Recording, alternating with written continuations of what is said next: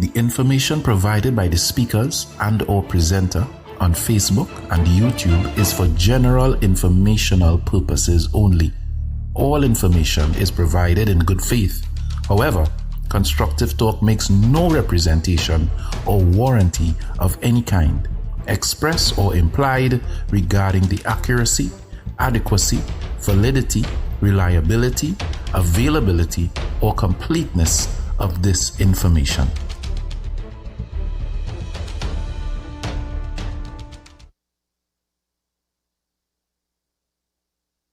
The information provided by the speakers and/or presenter on Facebook and YouTube is for general informational purposes only.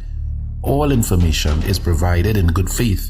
However, Constructive Talk makes no representation or warranty of any kind, express or implied, regarding the accuracy, adequacy, validity, reliability, availability, or completeness of this information.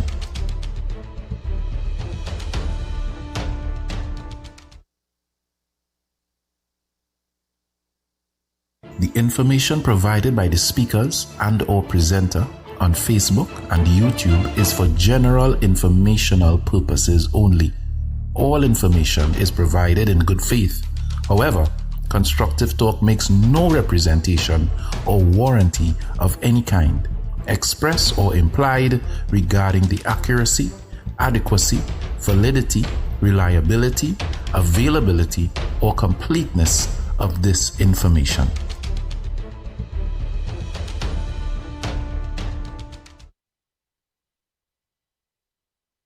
In the middle of the night, oh Lord, when my back against the wall, hallelujah, Lord Jesus taught me how to pray. In the middle of the night, in the middle, oh, oh, come on, come on, girl. Jesus taught me how to pray. Oh, bam, bam, bam, bam. In the middle of the night. In the middle.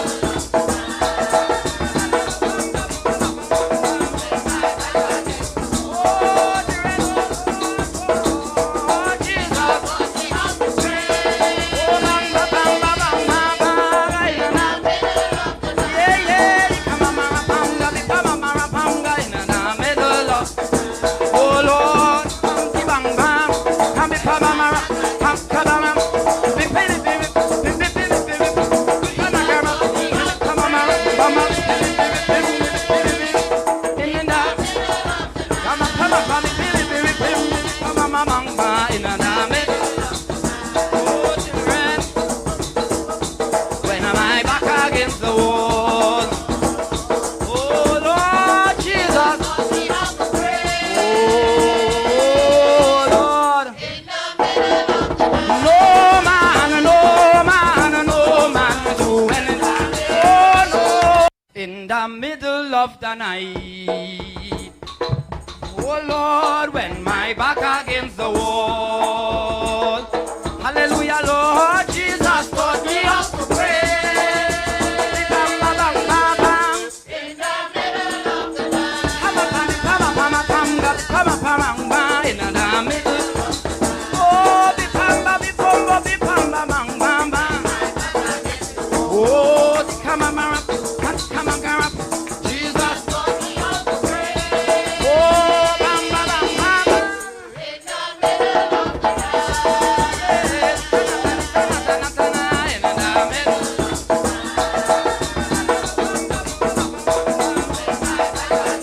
Oh, Jesus taught me how to pray. Oh, bang, bang, bang, bang, bang, bang. In the middle of the night. Yeah, yeah. Come on, mama, panga, in the middle of. Oh Lord, bang, bang. Come be mama, come, be baby, baby, baby, baby, baby. Come on, girl. Come on, mama, baby, baby, baby, baby. In the. Come on, baby, baby, baby, baby. Come on, mama, in the middle.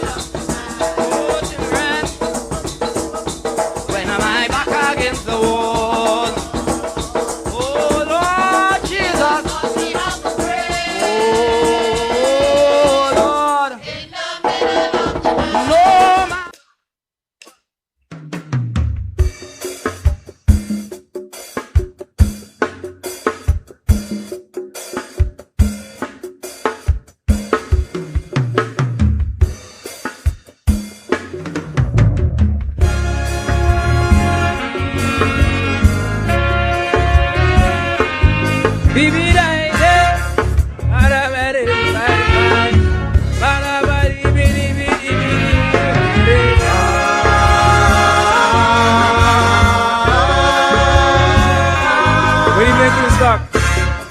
Oh, yeah. I started to run when I scope out my country. I walk by a gun. Cause that is what they promise we. A lot's going on in the sun. So I come here to bring wisdom, so we don't burn down. We lovely society. See, a new government has the assignment to put we country into alignment. But every time they read us with their ego, it's the vulnerable who feeling that below. Lord, is it ignorance or is it arrogance? I don't know what to call it in this instance. Look at paradise right in front we eyes, but we still want to talk about who we despise. Tell me where else can we go? If we start to mash up the good things we know. Tell me where else can we go? If we treat we traditions like a papi show, you could fix everything on we island. Put gunships on we back like a tyrant. You could put 10 radars all up Scarborough. But don't forget, this is Trinidad.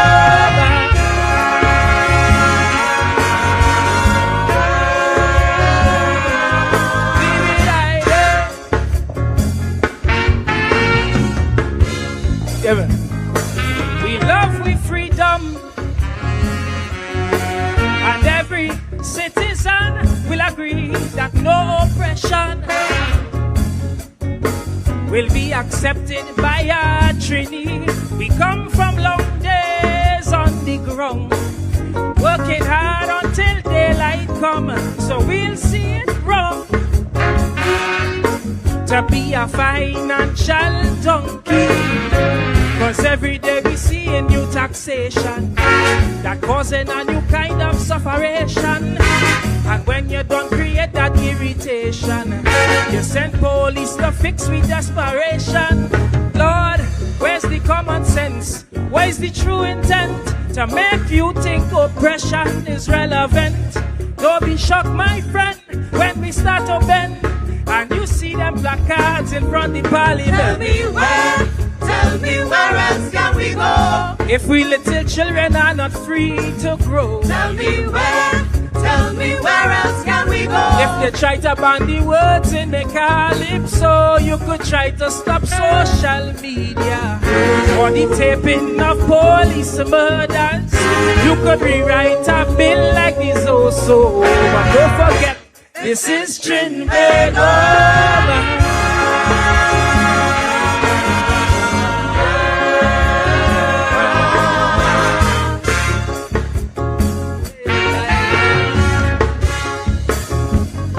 Take one look around.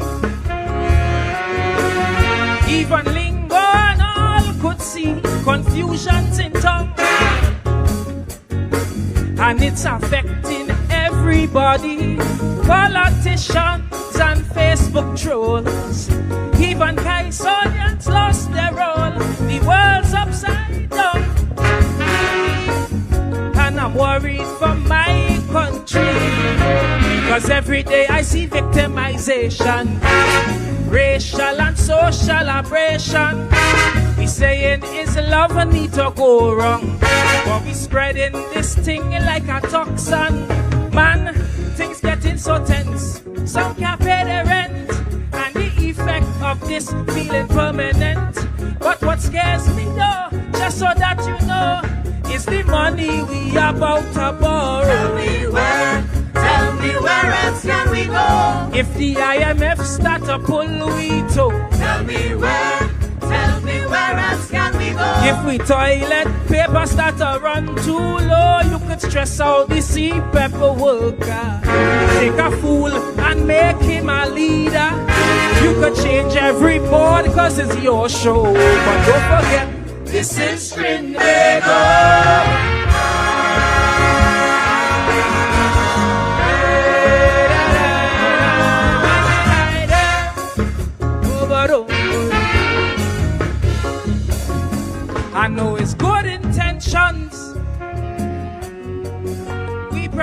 minister have for we but brutal measures would only cause rebellion in TNT, like what caused Cambule in times of old.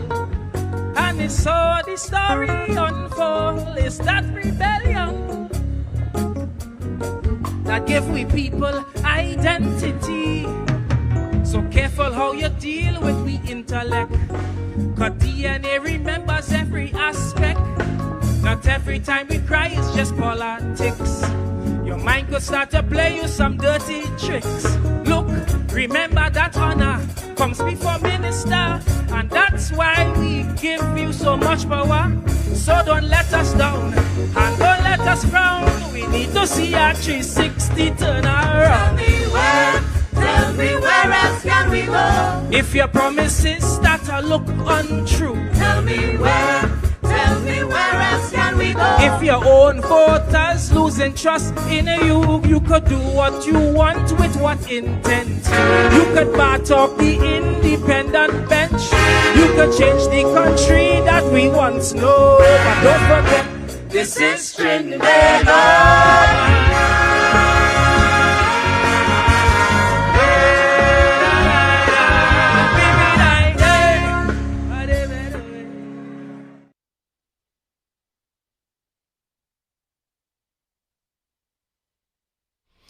Well, good evening, Trinidad and Tobago. Good evening to those of you locked on to Constructive Talk, wherever you are in the world. It is Monday and it's a holiday. I don't normally come on a holiday, you know. But my neighbor insists that I come on because, you know, he believes that there are things we need to talk in Trinidad and Tobago.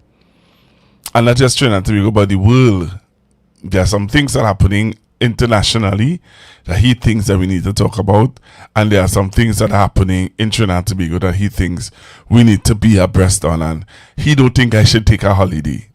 Which I find is bold face, come in front my gate, you know, to tell me that he don't think I should take a holiday. Really. Anyway, I am here, and I hope that he would call in, because you know, you can't be telling people to have a whole program and you're not going to call in. So I hope that he does call in and give his 2 cents. All right? And give his 2 cents. So, good evening again to Trinidad and Tobago, to the world by extension. Okay. All right, yeah. To the world by extension, wherever you're looking at me, just let me know. All right, let me see how much people are on the live. Let's see how much persons on the live. If the live making sense, you see? People don't want to hear me today. People don't want to hear me. I don't know why this man believe that people coming on this live this evening. People not coming on no live this evening. People spending time with their family. Yeah, so I'm saying nobody coming on no live to listen to me and to share their views on nothing that's going on. Although there are a lot of things that are happening, but there are nobody coming on to talk to me. Or they think people coming on to talk to me? Well, we will see. What's the time? It's now 8:40. Let's see how it go. All right, let's see how this go. Let's see if people will come on the live and chat with me this evening. Remember, you can call 464-7003. 464-7003. Let's see if people will come on the live and have a chat. And let's talk about current affairs and let's talk about what's happening. There's so much things happening, Oh, they don't know, you know. I wonder if they know all the things that are going on in this place. A lot of things happening in this place. A lot. A lot of things happening in Trinidad and Tobago. And, you know, from time to time, you know, you just sit back and you watch, you listen.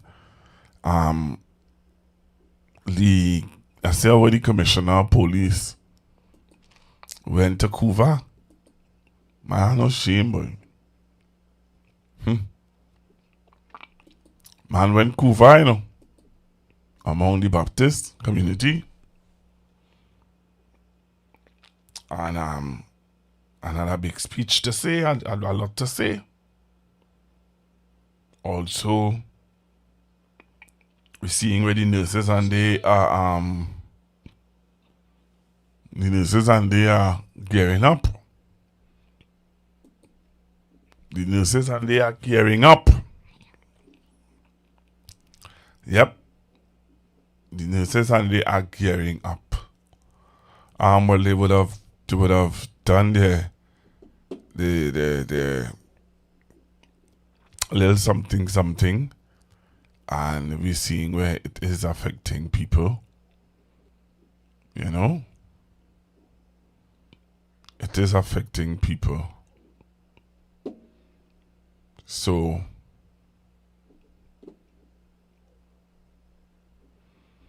let's see how this will go.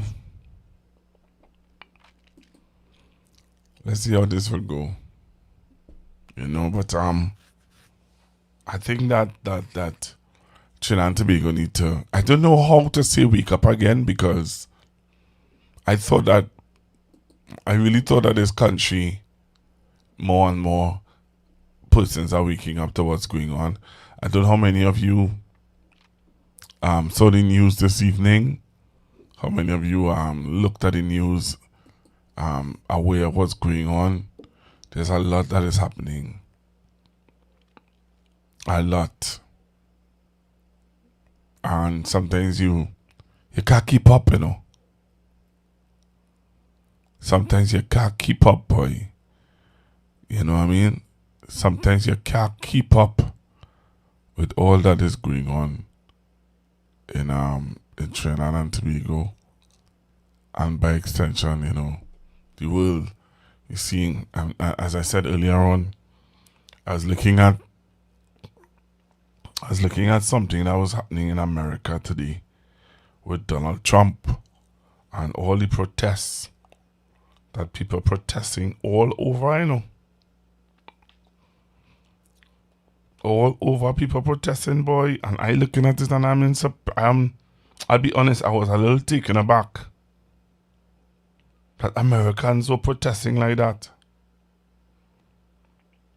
You know, I was really taken aback that Americans were protesting. I always thought that Americans were more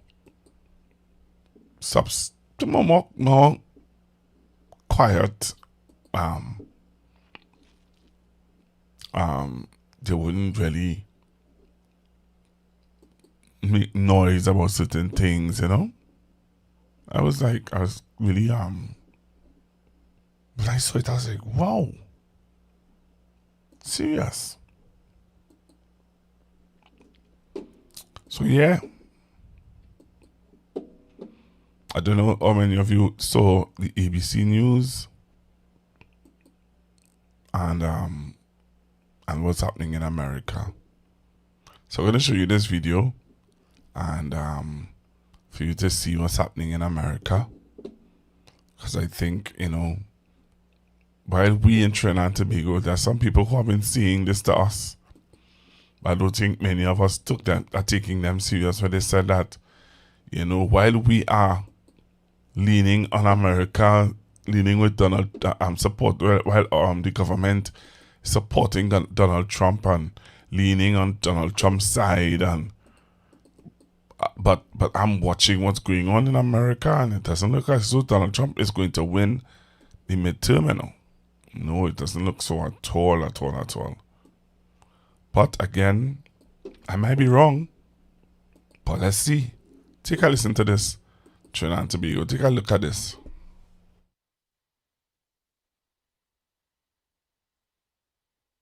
Over the weekend, at least 8 million protesters taking to the streets in a historic nationwide demonstration, according to event organizers from big cities. This is what democracy looks like. New York, to Dallas, to Albuquerque, to Los Angeles, to smaller towns. It's time to speak up. I don't want to be a bystander to this. 3,000 separate events marking No King's Day, protesting President Trump and his administration over what many say are abuses of power from the war in Iran. I don't see a strategy behind the war other than the finicky whims of our president.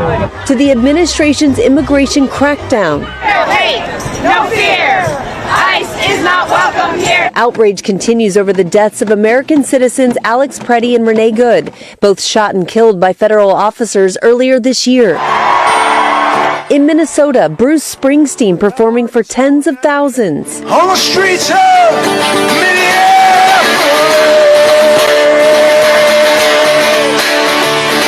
Protesters turning out even in some towns where President Trump won in the last election, like Cass County, Iowa. The protests fueling anticipation for this year's midterm season elections as Democrats hope to take back Congress. Now, there were a few incidents we want to mention in Los Angeles as things turned a bit chaotic there. Dozens of people were arrested for failing to disperse, and some were throwing rocks, bottles, even broken concrete blocks at officers. This is according to the U.S. Department of Homeland Security. 2 officers were hit and had to receive medical attention.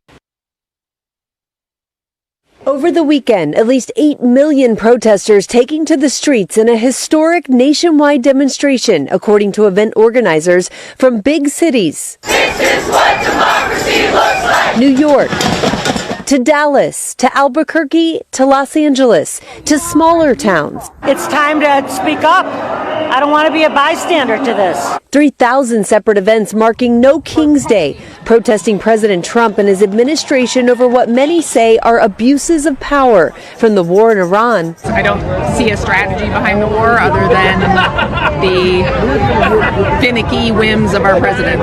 To the administration's immigration crackdown. No hate, no fear. ICE is not welcome here. Outrage continues over the deaths of American citizens Alex Preddy and Renee Good, both shot and killed by federal officers earlier this year. In Minnesota, Bruce Springsteen performing for tens of thousands. On the streets of Minneapolis.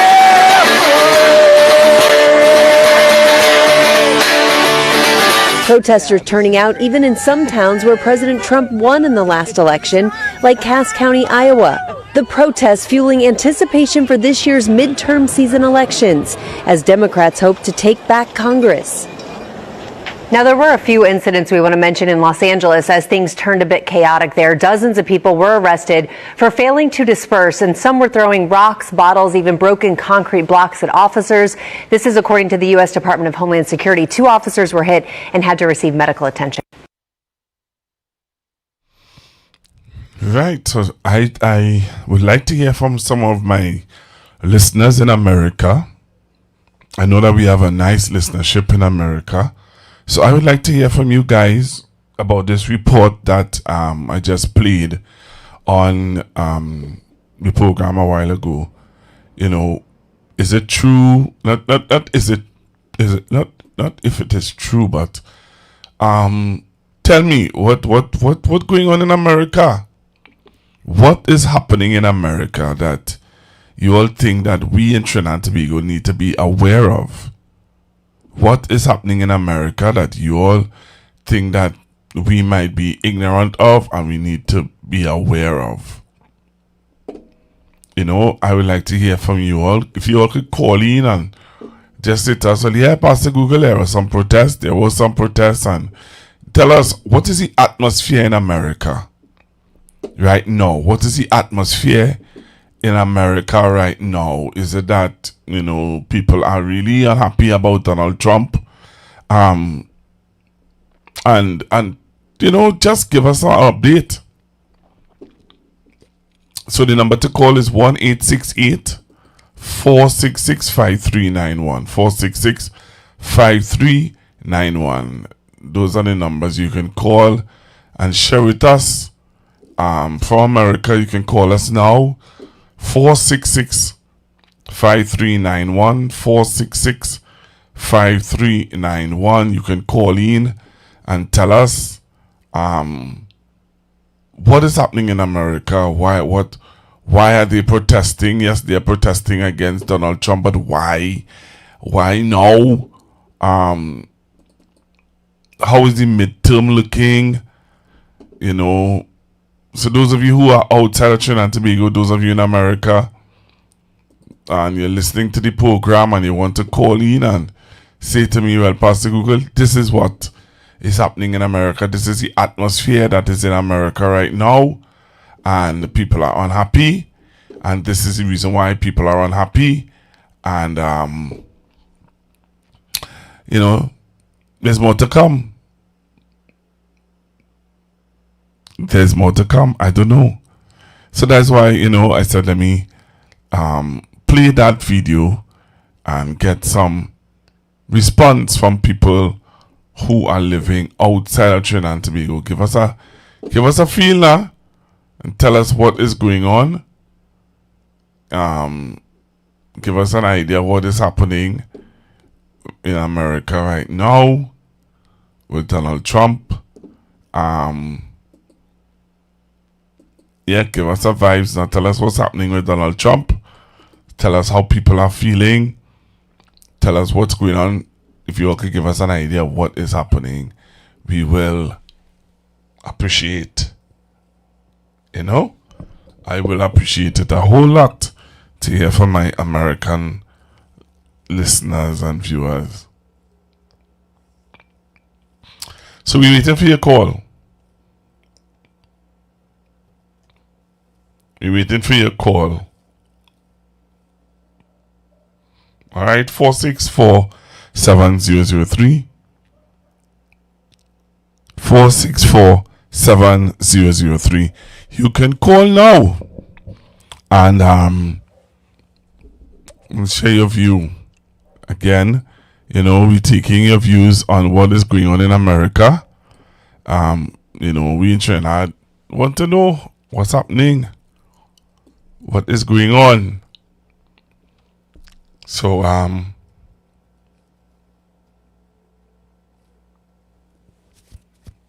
yes, so you could call me now. 464-7003. 464-7003. You can call now and tell me what is your take on what is going on in America. I would like to know from somebody who over there. You know, we want to hear from you. We want to hear from you. We want you to tell us what is going on. Give us an idea. Tell us what's happening. You know, if you don't want to call in, you can send a voice note on 464-7003. 464-7003. You can send a voice note if you wish. Alright? You can send a voice note if you wish to tell us what's happening in America.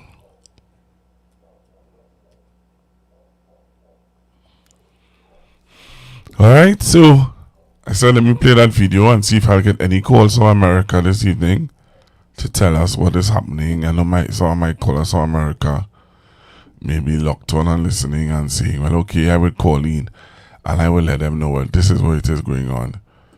I really would like to know what is going on in America and what is happening with Donald Trump. If you think that he will win the midterm, if you don't feel that he will win the midterm, why? And it is interesting how people are coming out. People are coming out in America in protest of what is going on, and that says a lot to me. That says a lot to me. That people are coming out in their numbers in America, sharing their views, seeing how they feel. Time for Trinidad and Tobago. When I don't know if this government is going to extend the SOE, but we have to find a way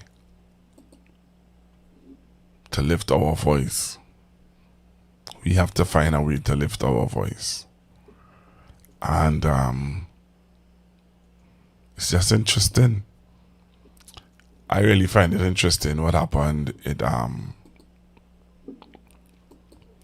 How the American people standing up, boy. But again, the question will be asked: is it enough?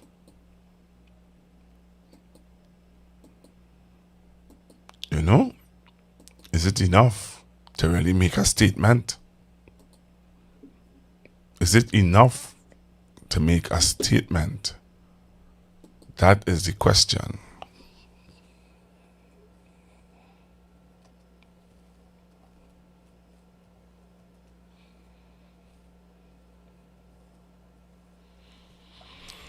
That is the question. Is it enough to make a statement? You know what I mean? You know, that's the question for me. Is it enough to make a statement? So, I just let me give you all some time.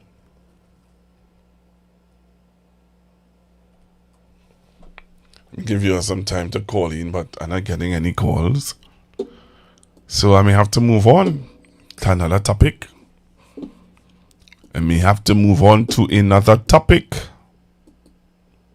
You know what I mean? I said to you all today that I saw where the commissioner would have gone to the Baptist event in Couva. And him going to the Baptist event in Couva, making statements. And I want to play these statements to you from the commissioner. I want to play for you also. I want to play this for you first, though, about Caribbean Airlines, because it was in the news yesterday about Carl. I don't know how many of you heard it, but it was in the news yesterday, the news about Carl. So let me play this for you, and then I'm going to come back and play for you Commissioner Caveira. All right? I'm going to play for you what was said in the news yesterday about Carl, suggestions that are being made, because they said that Carl is now coming to the government for money. You know? They're saying that Carl is now coming to the government for subvention money. And there was a suggestion made about Carl, what to do, especially to flights to Tobago. I don't know how many of you heard it, but I'm going to play it for you now. Take a listen to Teres Polo from CNC3 News and what she would have said yesterday in the news about Caribbean Airlines. All right, take a listen to this.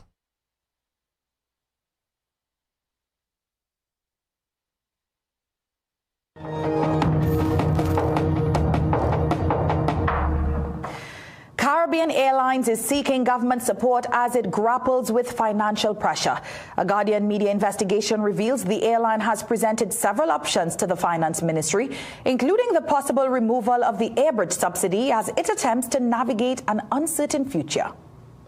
The possible removal of the Tobago airbridge subsidy is among the most far-reaching options now under consideration by Caribbean Airlines. A Guardian media investigation reveals that the airline's board met with the Finance Ministry 2 weeks ago, seeking a government bailout amid rising fuel costs. Proposals include a fuel surcharge on tickets, higher fares, cutting lower revenue routes, and removing the subsidy that keeps the airbridge affordable. As a last resort, without support, the airline could also face shutdown. Board member Professor Selwyn Kucho told Guardian Media he had no comment when contacted for answers on the matter. Former Minister in the Ministry of Finance, Brian Surprised, I would say. And with the level of mismanagement taking place under this government, I only expect things to get worse going forward for Cal and other state enterprises. But he says removing the airbridge subsidy would directly shut down Tobago's economy. And he wonders if Chief Secretary Farley Augustine will have anything to say to government. To do that would be to starve Tobago.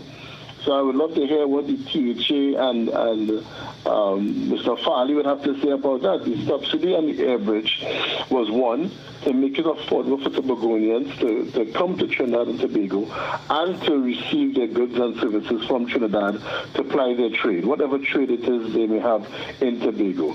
Also, secondly, it was to allow for more tourists to find it affordable to travel between Trinidad and Tobago. Neither the finance minister nor the chief secretary could be reached for comment. The decision now facing Cal and government whether to fund the airline or accept major cuts could directly impact travel between Trinidad and Tobago. Elizabeth Gonzalez, CNC3 News.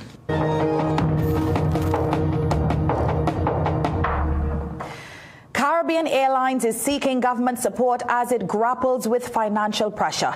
A Guardian media investigation reveals the airline has presented several options to the Finance Ministry, including the possible removal of the airbridge subsidy as it attempts to navigate an uncertain future. The possible removal of the Tobago airbridge subsidy is among the most far-reaching option now under consideration by Caribbean Airlines. A Guardian media investigation reveals that the airline's board met with the Finance Ministry 2 weeks ago, seeking a government bailout amid rising fuel costs. Proposals include a fuel surcharge on tickets, higher fares, cutting lower revenue routes, and removing the subsidy that keeps the airbridge affordable. As a last resort, without support, the airline could also face shutdown. Board member Professor Selwyn Kujo told Guardian Media he had no comment when contacted for answers on the matter. Former Minister in the Ministry of Finance, Brian Manning, says that the financial pressures on Cal are real because of pressure caused by international fuel costs, but warns that the proposed fixes could create even bigger problems. The airline industry was also heavily hit during COVID, where they would have incurred huge expenses and not generated significant revenues. So it is not a surprise, I would say.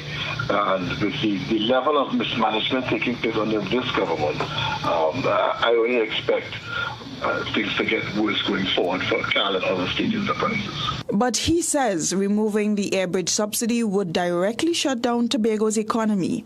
And he wonders if Chief Secretary Farley Augustine will have anything to say to government. To do that would be to starve Tobago.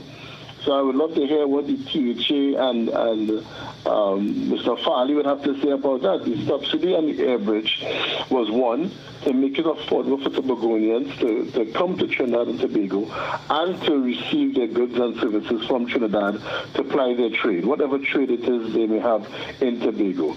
Also, secondly, it was to allow for more tourists to find it affordable to travel between Trinidad and Tobago. Neither the finance minister nor the chief secretary could be reached for comment. The decision now facing Cal and government whether to fund the airline or accept major cuts could directly impact travel between Trinidad and Tobago. Elizabeth Gonzalez, CNC3 News.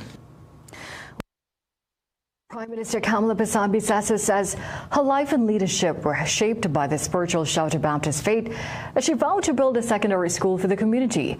At Liberation Day celebrations in Moruga, the Prime Minister recounted how, as a child, her father fell gravely ill and doctors could not save him.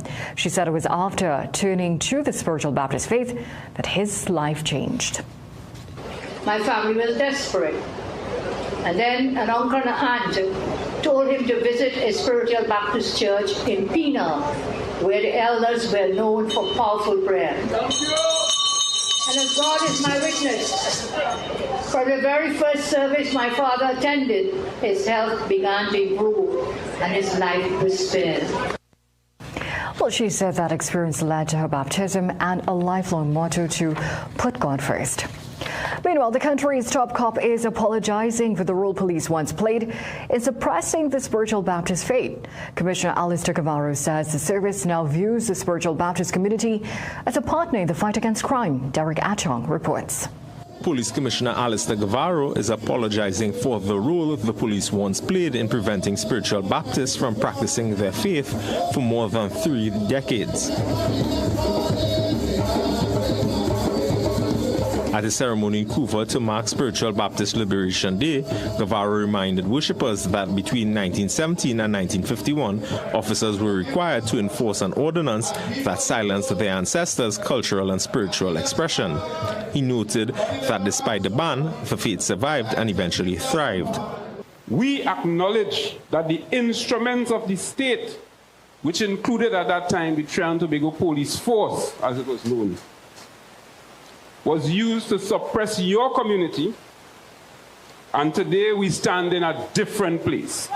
Cavaro said the Spiritual Baptist faith is now a partner of the police service, regularly consulting with divisions in the fight against crime.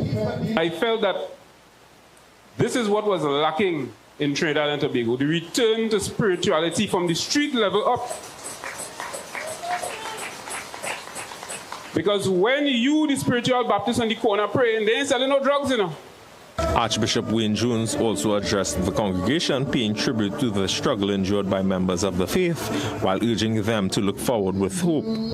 Let our churches remain places of refuge, healing, and transformation in a world that is so desperately needed God's presence. Jones said the historic struggle of the religion is a national victory and a reminder that justice and faith can prevail. Derek Achong. Somebody in the chat was asking a question about Miss Mr. a while ago. But, so you all heard the story about Carl? You all heard what's happening with Carl?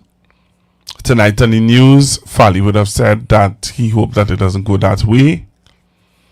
I'm not gonna play Fally. I just not have the time. I had space for Fally at this time.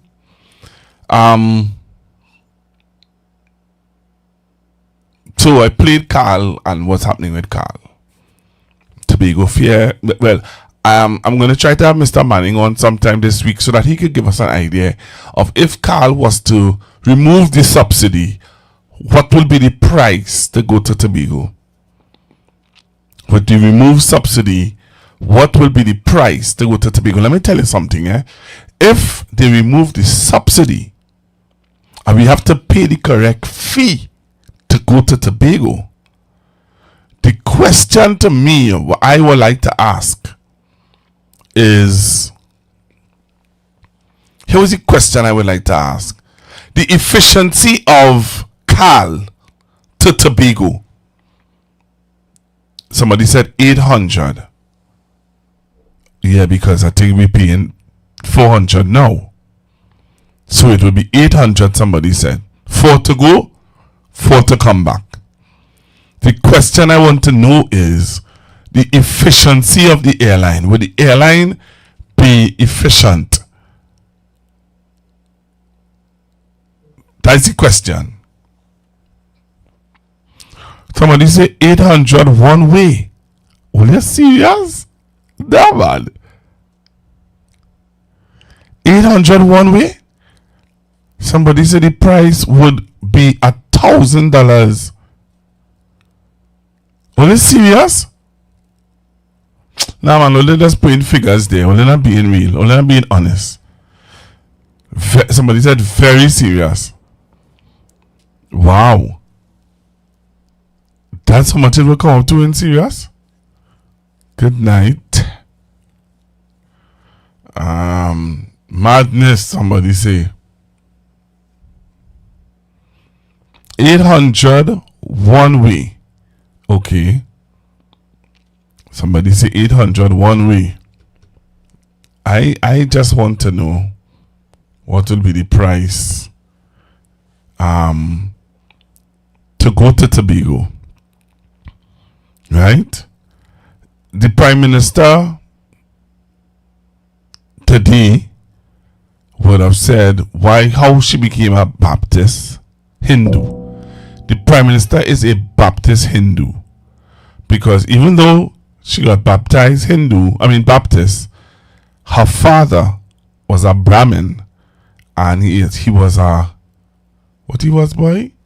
pundit in the Hindu religion. Right? The Prime Minister did also indicate that when it was Friday in the Parliament. Okay? Alright, let me take this call. Hello, good evening.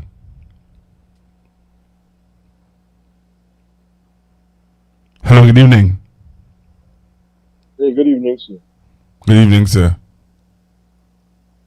Happy holiday to celebrating national community and Trinidad and Tobago general. Some interesting information and clips you played there. But I just stepping back in history for a little bit, right? You recall when Mr. Imbo told us that part of the subsidy was coming off and the fare was raised by $50 and pensioners had to pay for the first time. Right. Right. And I think it went up to $450, right? No, it's 400. Okay. Well, 400, sorry. So therefore, based on what you played there, and Mr. Imbo said at that time that the real fare is something around $750. Oh, that's the real fare, $750. Yeah, $750 return. Okay. Both 2 ways. Right? He said that the return fare will take off the subsidy completely. But you know what is in the mix now, Pastor? Tell me. The increase in aviation fuel. That is what is in the mix now because of what is happening with Iran, Israel, and the USA. So that's right. Right. That is a strike that the airlines did not cater for. And what is happening in many of the major airlines, and will affect TAL as well, they have to cut routes. Why? In terms of distance and the passenger load to make the turnaround economical. You understand? Mm-hmm. So that is what will be a factor. Now, even though it's domestic, remember also that at that time, the teacher and the family came out in arms against Mr. Imbo. Remember when they were talking about we need more flights and the ATRs and so on. And it was that's the smaller planes, right? And it was explained that while TAL has in their fleet a certain amount of ATRs, they will have to lease to increase the amount of flights. Who is going to pay the lease? The government had to pay because the teacher was in a position. All that was explained. Yet they were up in arms about this thing. When I watched the statement that you don't want to play tonight, he was very meek and mild. He was very meek and mild. He wasn't combative at all. When he said that if TAL is maintaining routes throughout the Caribbean, why they can't maintain Tobago? Because Tobago is not income generating. It's a loss. It's charity. Airlines are in the business of profit. Right? That is the reason why. So you want to tell TAL management, under appointed by this government now, that they should concentrate more on the domestic market, which they lose money on? Will that business model go make sense? When is a government that came in and said they will clean up, streamline, and make things more profitable? Right?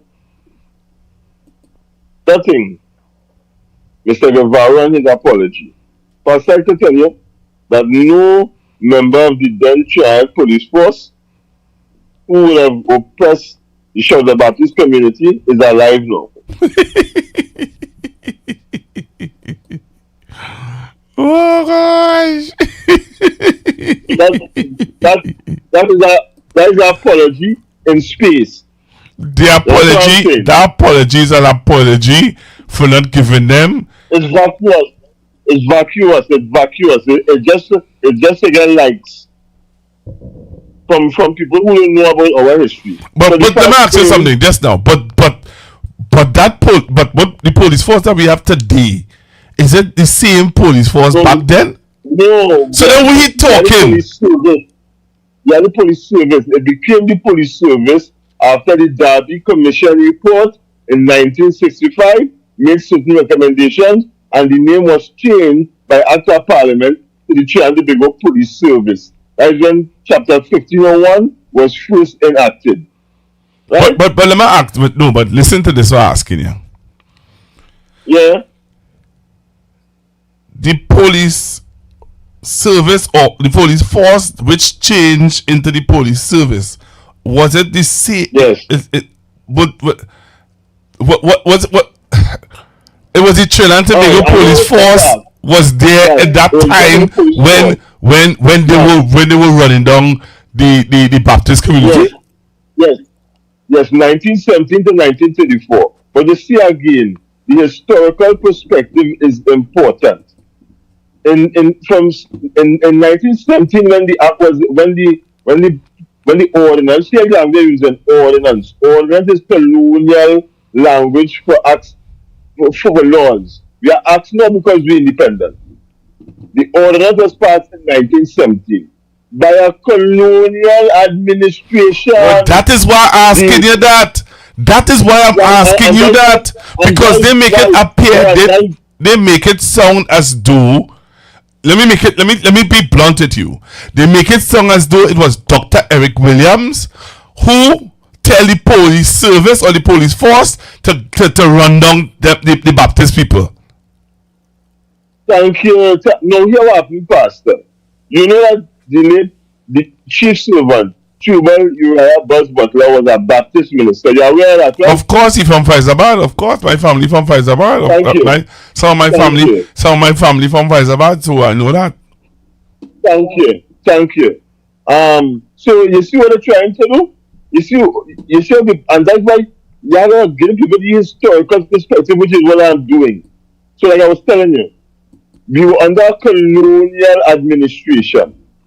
We didn't have a minister of national security all the time. The chief person in charge of national security or security affairs was the colonial secretary, who reported directly to the minister of state for the colonies based in England. That was his boss, and the governor. The governor was also subject to that particular minister. Right? So you gotta understand that. And that person was always, up until Sir Ellis Clark became colonial secretary, it was always an expatriate white person who saw all things indigenous as primitive and inimical and how you call it, subversive to the colonial experiment. You understand? And the suppression of the Baptists has to do with a continued suppression of things black and indigenous, and would give people succor and strength. Right. Because when the old chief servant was speaking, he used to speak to the workers leading up to 1937, like it was a meeting. He used to start to pray. He used to quote directly from the scriptures and draw the analogy to the workers at the point in time condition. And of course, other people who were in the labor movement who were workers in the system, like the late great Archbishop Griffith, would have had a similar appeal to people. So how you oppress people who are agitating for better service? You attack their religion, which strengthens them and give them strength. And that's what it was about. It was seen as a subversive to the colonial authorities. And that was the intent. And finally, I know you didn't get any calls from your people from North America, right? But I can tell you something. Now, the Republicans, the midterms will concern control of the Senate in America and the House of Representatives. right now in the Senate, the split is I believe is 47 to 53 Right. with a Republican majority. In the House, is a slim one. It's down to 218 to probably 2015. That's three. So what the midterms portend is that if the Democrats take back the both houses of Congress, the Senate and House direct, they can start impeachment proceedings against President Trump to end his presidency. And also senior officials in his administration as well. Like the former Homeland Security Secretary Ms. Noem, Marco Rubio, the Secretary of Defense, Hegseth, and others for what they are doing. Right? Now, what is happening with the Democrats? The Democrats they are picking up seats here and there, all over the place. Local races, mayoral races, governor races, and so on. But the progressive wing of the party is being alienated. And when I say the progressive wings, the wing that is embodied now by the mayor of New York, who talking about free health care, paid leave for mothers and so on, right? Food for children in school, like where we have school support and so on, expanding Medicare and Medicaid, keeping the Obamacare going, right? And the other wing of the party, who is funded by a group called APAC, which is a strong Jewish lobby, are trying to suppress them. So you know the fight is, even though the Democrats are gaining ground, the general feeling is that people want more fight from them. And whereas in the Republican, the people who support Trump are supporting him regardless. I even watched an incident when I was speaking to a farmer in rural Alabama. And the man was saying, yes, even though he has to pay more for fuel and fertilizer costs and so on, he still supports Trump. They spoke to two other people who said, yes, they like that he had to, when he going on with the war against Iran, I think, because he had to do it. And they like how he moving and things. And even though the cost of living gone up, they will still support him. No, that's just three people I talked here. But when we go to other parts of America, like the farmers, belt and so on, Iowa, the Idahos, the Montanas, farmers are really suffering out there. But mainstream media, like the Foxes, the MS Now, and CBS and NBC, they're not really drilling down to those people and things. You understand? So a momentum is building, but the only people who could mess it up are the Democrats themselves, like some of the candidates, because there's a big move to get rid of the leader in the House, Hakeem Jeffries, and the leader in the Senate, Chuck Schumer. So people are saying that they're not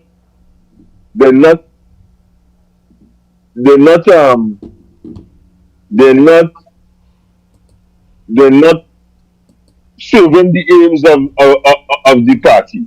And even people like the governor of California, who people like Newsom, they find that they're walking back on the whole thing with Iran and so on, that they're not coming out and looking to, people wanting to push a movement to call for a vote in Congress, and in Congress, in the Senate and the House. They tried it last week and it failed.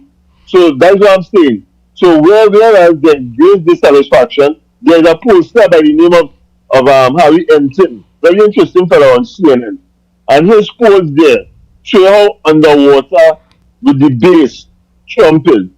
Trump has the worst rating right now for president in going into his second year of the second term. Okay.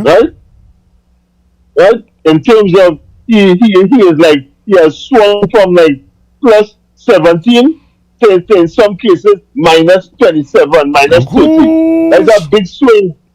That's a very big swing. Right now, I follow these things because there's a podcast and other people I watch and follow and so on. So that's why I can tell you about these things. And that's what they are saying. Many people who are Republicans are saying they're not going to vote independent, or they want to vote Democrat, but they want to see some fight from the Democrat. They want to see that progressive wing of the party and people embrace people with the ideas like Mamdani and so on. And that is not happening. That is a challenge that they will face leading up to the midterms in November. But what they are saying, how this Iran conflict goes, is either going to make Trump or break him.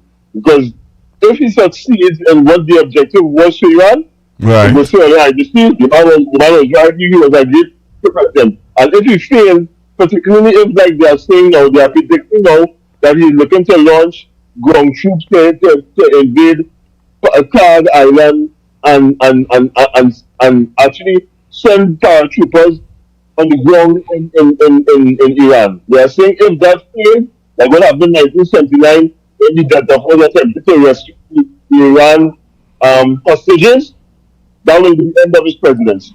That will sink it. And, it would give the Democrats momentum to sweep the midterms and take control of the Senate and the House. Well, I've been long, but I just thought I'd give you that there. I want to ask you this before you go, because I want to ask somebody this question, this burning question. Because today I was listening to the radio, right? And I heard a gentleman calling, and he said, the Hindus have somewhere to keep their Diwali celebrations. The Muslims have somewhere to keep their Muslim celebrations, right? Well, the Christians have their churches, right? But emancipation don't have anywhere to keep their celebration. Now, to me, you correct me if you think I'm wrong. To me, all those people I call out there are religious bodies. The difference between them and emancipation is that they are religious bodies. Yes. The emancipation is not a religious body. So when you want to compare the Emancipation Committee to a Hindu organization or a Muslim organization, I think that is misleading. Yes. And I would agree with you, and I would say that for as learned as these people are, they conflate things, right? So the Mahasabha is a Hindu fundamental organization to seek their interests, right? But as I said, the foundation is a religion. Same thing with Asja, same thing with the Presbyterian. You understand? Yes. Same thing with the Catholic and the celebration of Corpus Christi and so on. But emancipation, self-celebration was never linked to any particular religion or any particular sect. It covered all the descendants of the formerly enslaved, whether you be Christian, whether you be Orisha, whether you be spiritual Baptist, Pentecostal, wherever. That's what I'm saying. Now, to my mind, I believe the dedication of Mandela Park and the change of the name from King George I Park. To me, I think that was a space that was given for that, because there was a group of persons who said that the site of there, in addition to the St. James Barracks, was once a place where the enslaved were held and I think actually sold there. Again, there's another narrative that says some part in East Port of Spain where there's the Emancipation statue that was dedicated and consecrated there close to Columbus statue. That was also a space where the former enslaved at that time was sold in auction and so on. Right? So what I'm saying is, if there are different places in the country that you have associated with the period of enslavement and so on, even the site of the old treasury building down there on Independence Square, they say that is where the governor at the time read the proclamation, and that is where the main stage for the Emancipation Parade is built. So what they have to do is come together, come with something comprehensive and cohesive, and say, listen, we would like this site dedicated to emancipation. call it Emancipation Park or whatever, because where the villages be kept in the village, you are so village, they'll be kept in the Queen's Park Savannah. You understand what I'm saying? Yeah. Pastor? So, come on, make a cohesive, coherent argument that makes sense and not be for what you want. Right? But you see, they're doing that to this administration because you know what they will say, right? They don't say that already. They're saying that the UNC just be more, just give more. And I don't know if that is true. Yeah. I don't know if that is true that the UNC does give more to Emancipation Village than the PNM. I don't know if that is true. And watch how wicked these people are, Pastor. When Dr. Rowley proclaimed it, renamed it African Emancipation Day, the loudest objection came from them. Could you believe that? Could you believe that? The gentleman said that there is no need to call it African Emancipation Day because everybody is aware that the enslaved were Africans. Missing the point of why Dr. Rowley gave it that name identification. And these are the people who want me to take them seriously. Sorry, Pastor, I can't. And the reason why Dr. Rowley, because I was right there at the press conference when Dr. Rowley would have made the announcement, and he said the reason why they are naming it African Emancipation, he said because he want to make sure and identify who has been emancipated, because there are a lot of people out there who believe that they are emancipated, but this is specifically to African people. Thank you. And other communities were trying to move in on the emancipation, just like what we see in certain metropolitan areas. You know what I'm talking about? Yes. Right? And you know why we're talking here, trying to find the video with the vote when they would have proclaimed, or when they would have said that it is an official crime or what happened to African people with slavery. 123 boy, 123 to 3. That was the vote. I tried to find it. USA, Israel, and Argentina. And did you hear why Europe abstained? You know, European Union except Netherlands. They abstained because in the proclamation the word "this" is included, and in their opinion, greatness means there is a gradation in the level of suffering. So therefore, they couldn't support it on that.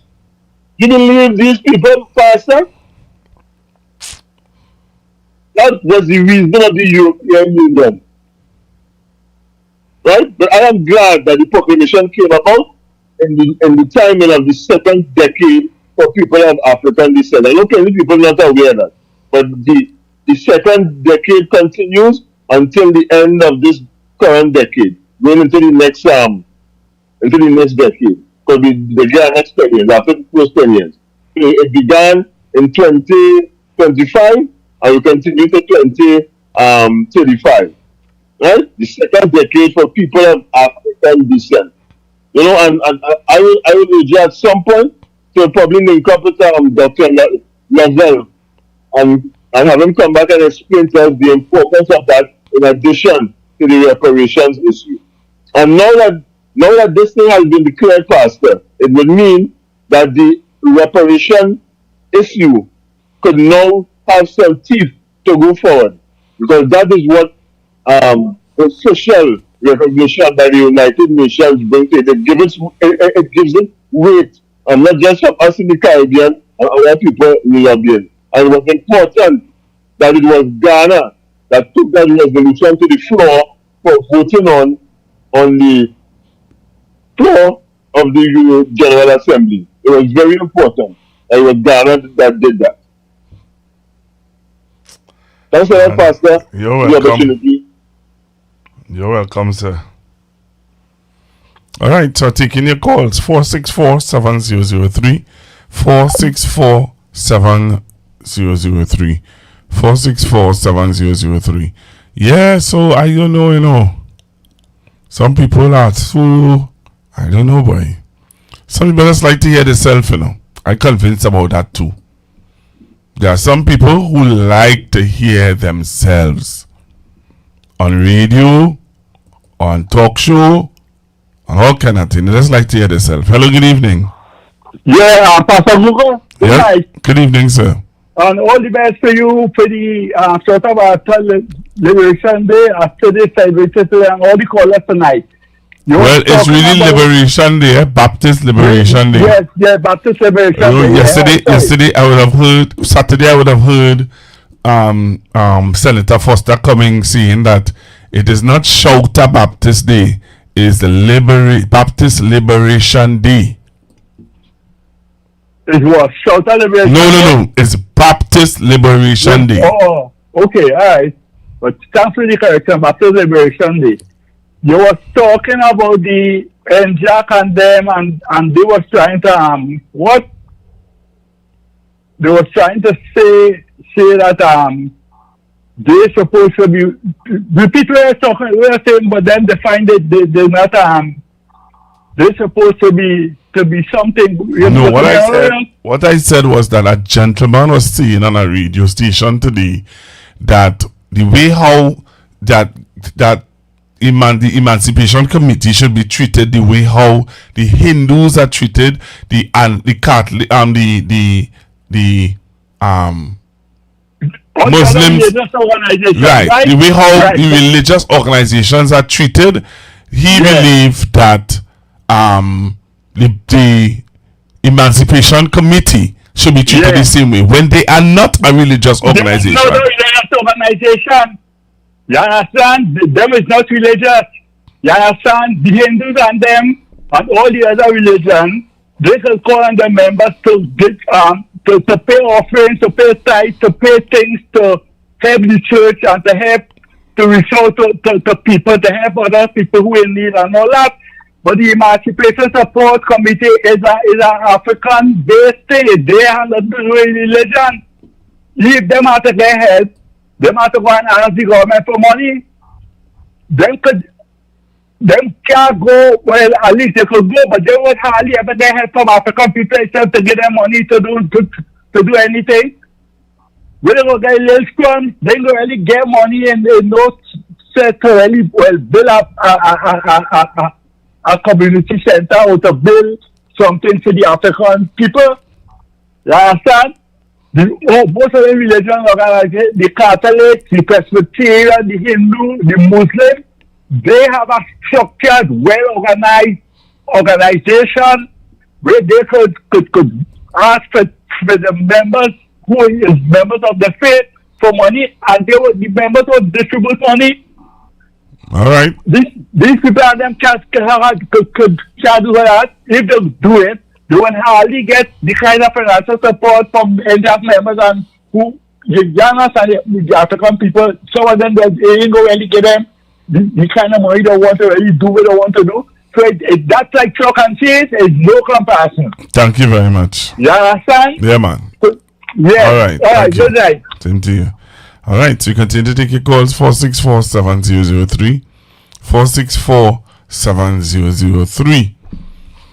So here now we're talking about, and so while we're talking, right? So we looked at a clip a while ago of the Prime Minister, right, in the Baptist celebration.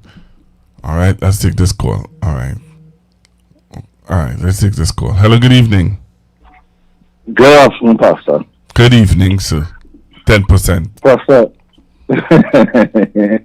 Pastor, I mean, with regards to Tobago, I was voting, and I never thought I would have said this, but I am not. How about it?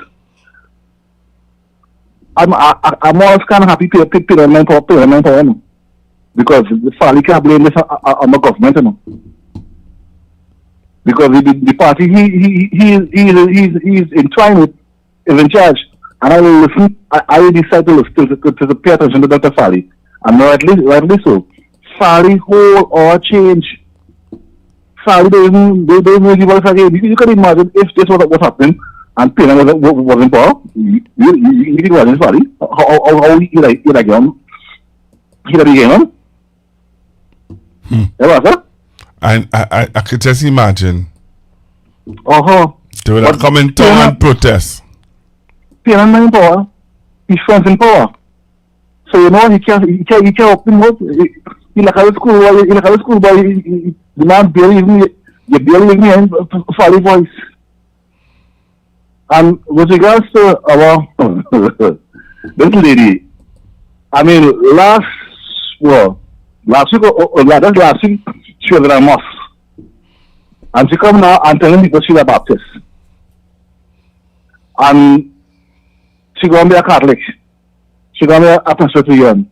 Okay, you see, when this man want to come around religious to try and get vote, I have an issue with that.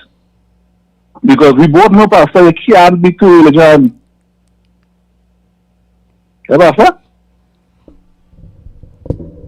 The Prime Minister says she's a Baptist Hindu. Who is you to say you can't be too? Hey, don't dare me. I will play for you where she said that she is a Baptist Hindu. I said that right.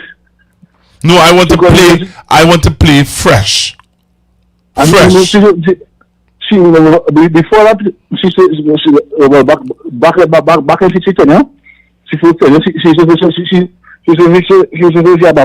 she a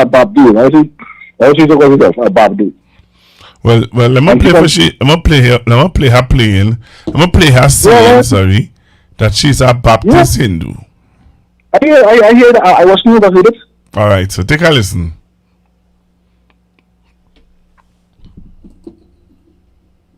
And so they've been yearning, moaning, groaning, shouting, we want a secondary school. And Cabinet, we agree, ministers, we will give to the Shelter Baptist their secondary school. We will work with them. So in this wonderful time, Minister Michelle Benjamin made a very important point.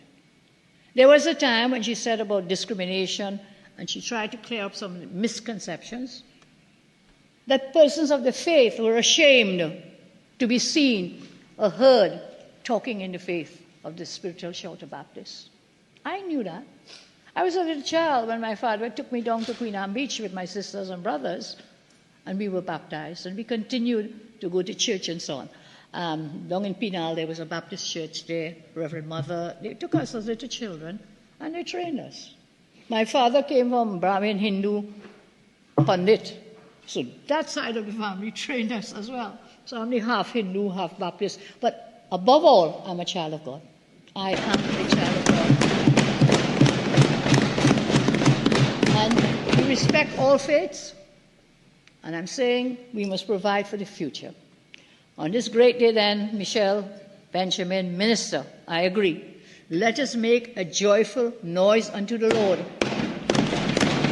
And let us remember we are all children of God. We are not of a lesser class. Mention, they were ashamed. You could imagine me. This little coolie girl from down wherever. Reverend Mother tied my head. She always talks about it, how she tied our heads and sent us forth to be good people. And so we do our best on this side. We don't make promises or stand up and say things. You've never done a single thing for the children of the faith. Because, sorry, 48-4. Yes, are you going to allow that word and hands up in this parliament?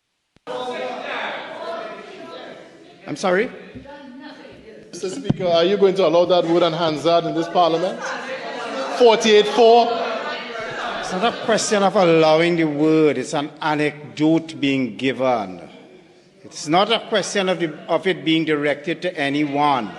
I think we need to understand allowing words on Hansard has nothing to do with anecdotal evidence. It has to be if it's directed to members. Continue. I call myself that because I know some others on that side do the same. I'm not ashamed. You said worse. You have said worse. You have said worse. So, Speaker, let me finish my greetings. I don't want to offend the chair. Sticks and stones may break my bones, but words, all those words, will never hurt me. Never hurt me. And I close now. I say, greetings to the Spiritual Shelter Baptist. Greetings to the entire nation, Trinidad and Tobago, on this very important, when we could reach here now, 75 years later, Minister, you said, to reach where we are today, we are on a good footpath, we're in a good walkway, Minister Alexander, we are in a good place. This is Trinidad and Tobago, and we will fix it, and we will make TNT better. Blessings to each of you, and I thank you very much. You know, I just want to say, if Brian Manning has stood up in the parliament and say,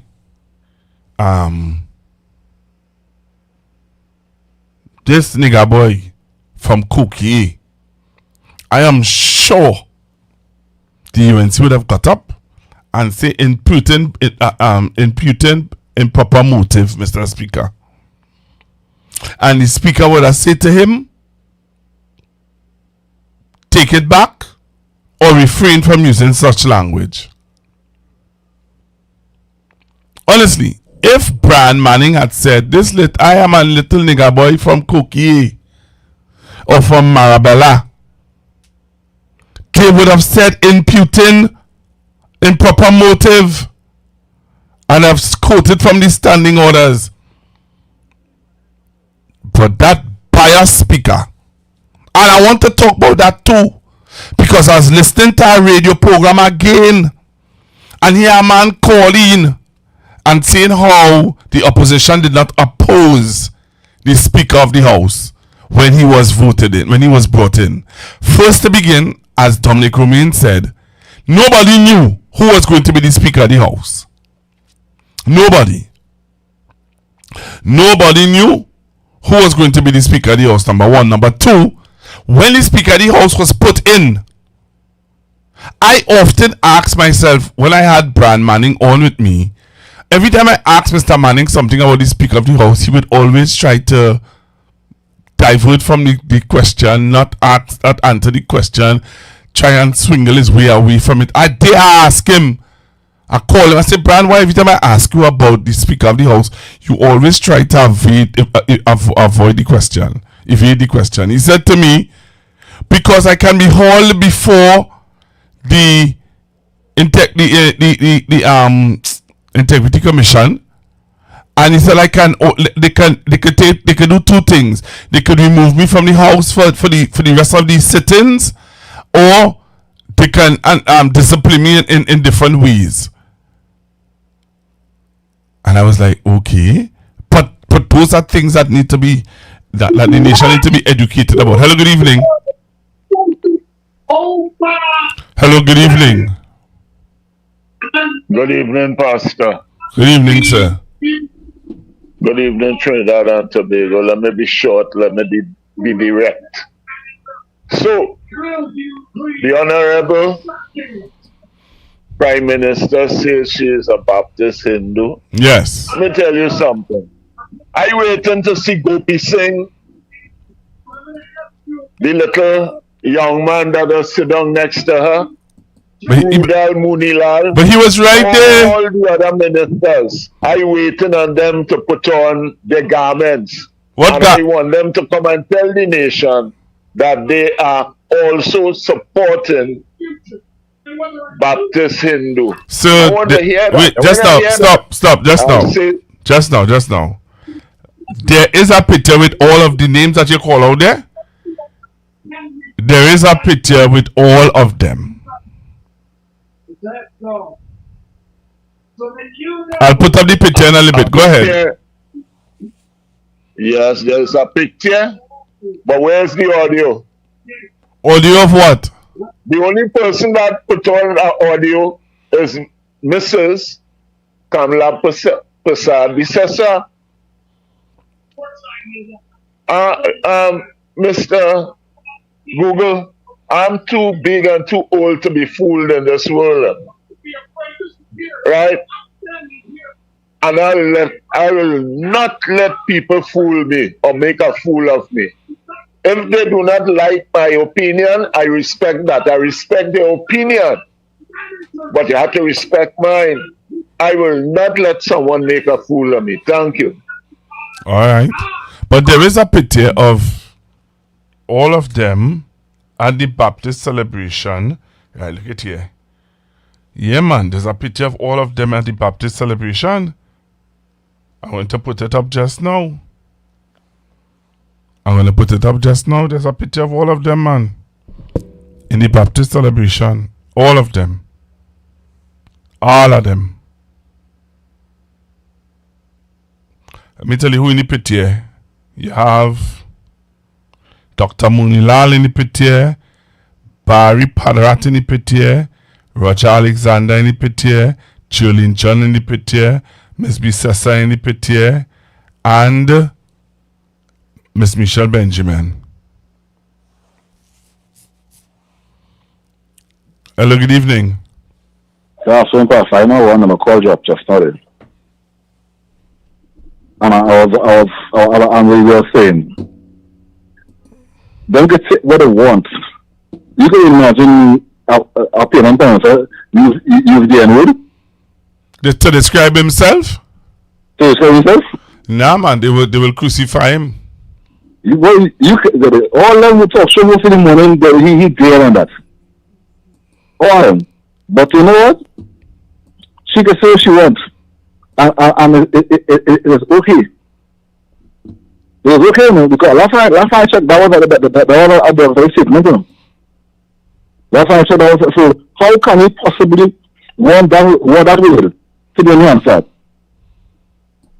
How can we possibly be a responsible speaker and intel one to retract that?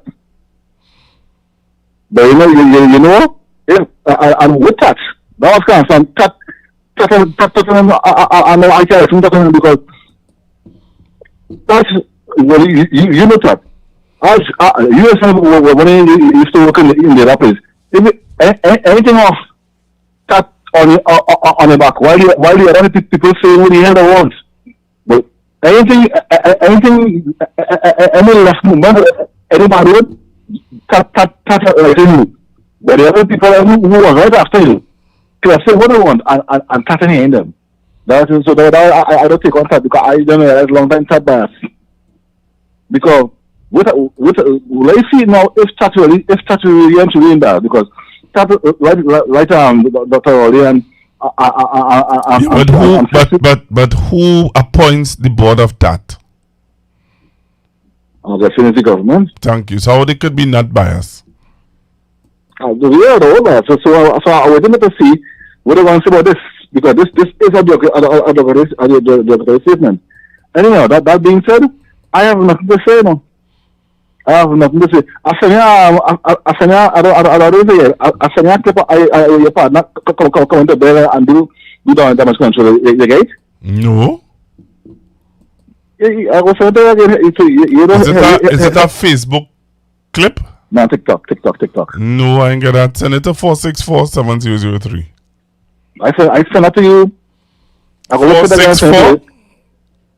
I said the number for you. I sent it. Nah, I ain't seen it like that. Well, I go look back and then your father come out to the door that is control. Who is that? Heavy. Oh, that video. Yeah, but you do damage control there.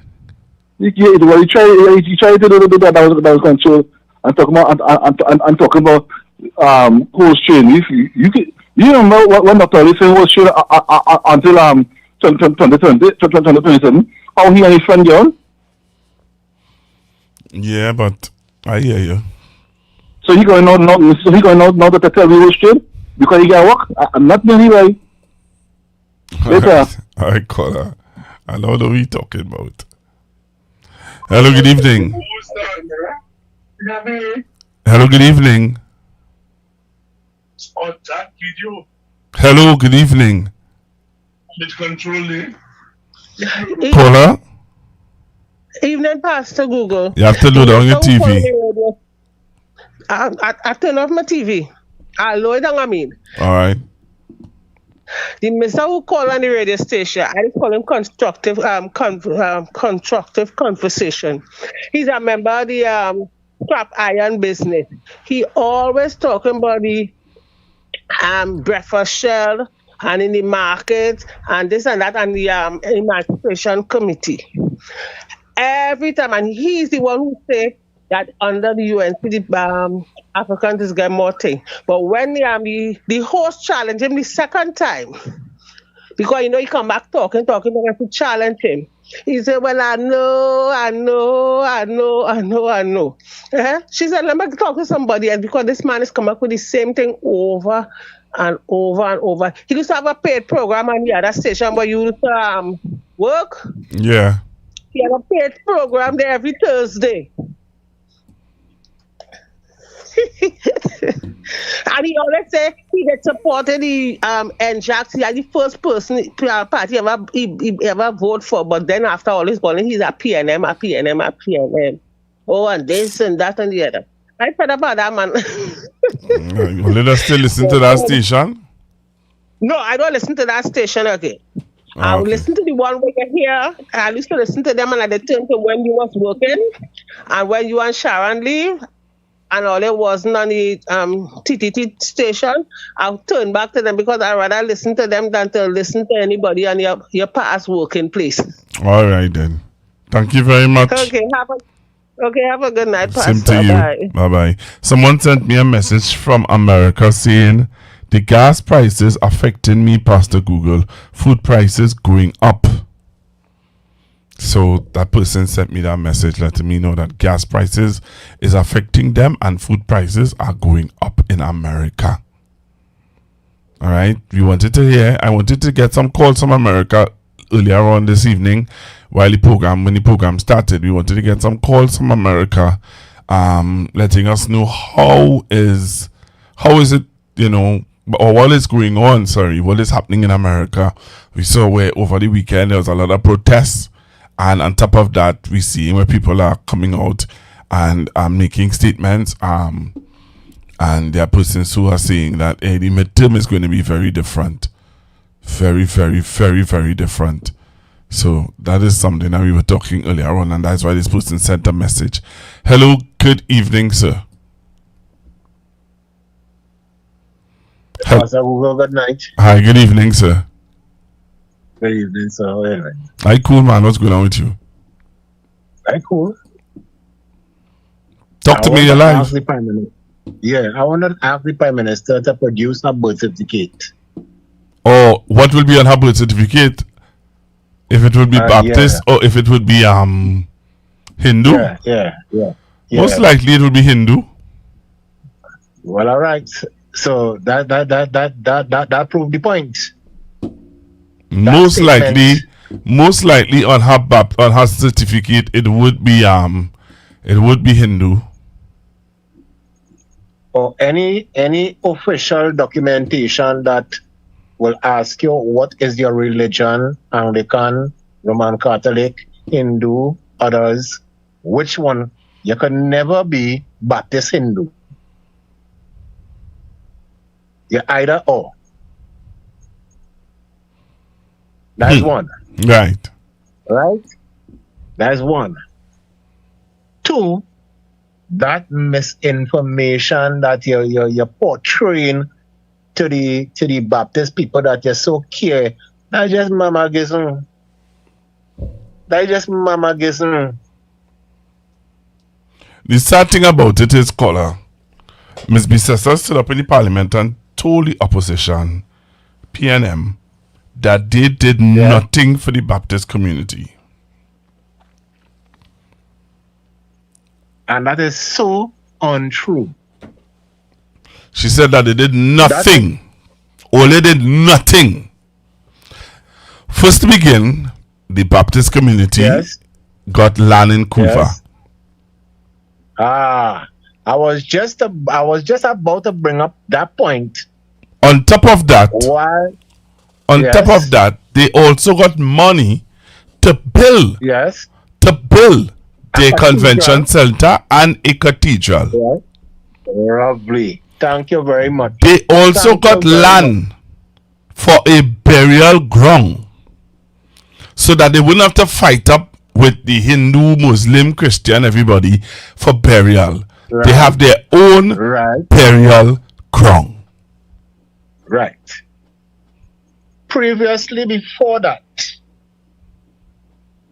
which administration built the Fifth Company Baptist School in Fifth Company, P&M.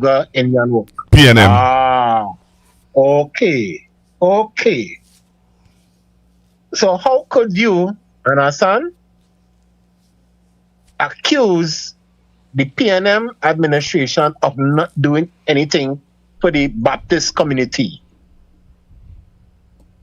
I don't want to disrespect your show, but I will use the word that is being hypocritical.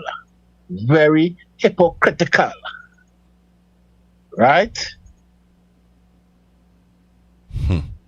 And the other point, you see that, Mr. Speaker?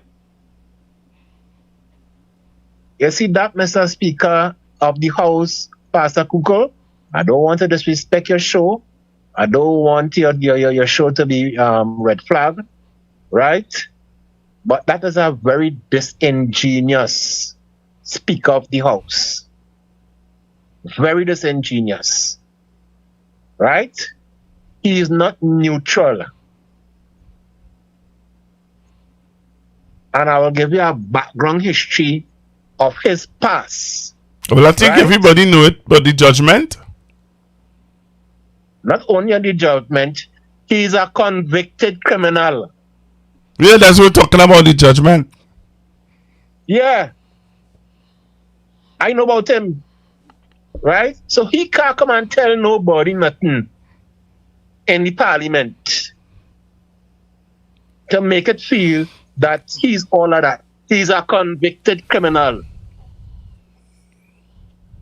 Fortunately for him, he won his appeal. And he was allowed by the Law Association to get back his license to practice law. So he is in no position to judge nobody.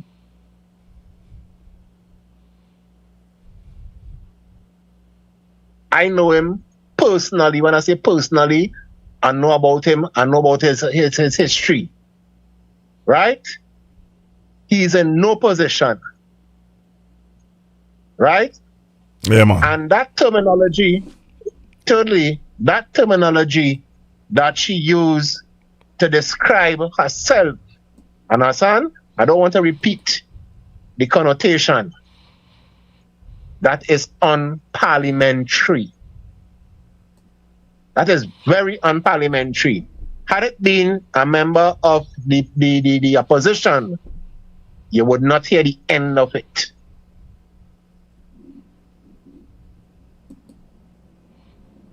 Because when Dr. Rowley spoke out against her allegation about Balize House being funded by the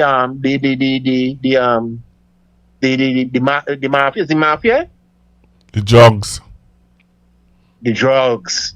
right, and the pedophiles.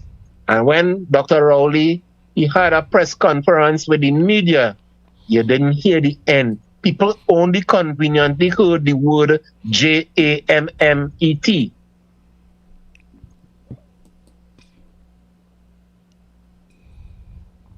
These people, I describe them as born-again hypocrites, misleading the people and lying to the population and making the people them feel that they're in support of them when they're not in support of nobody but themselves.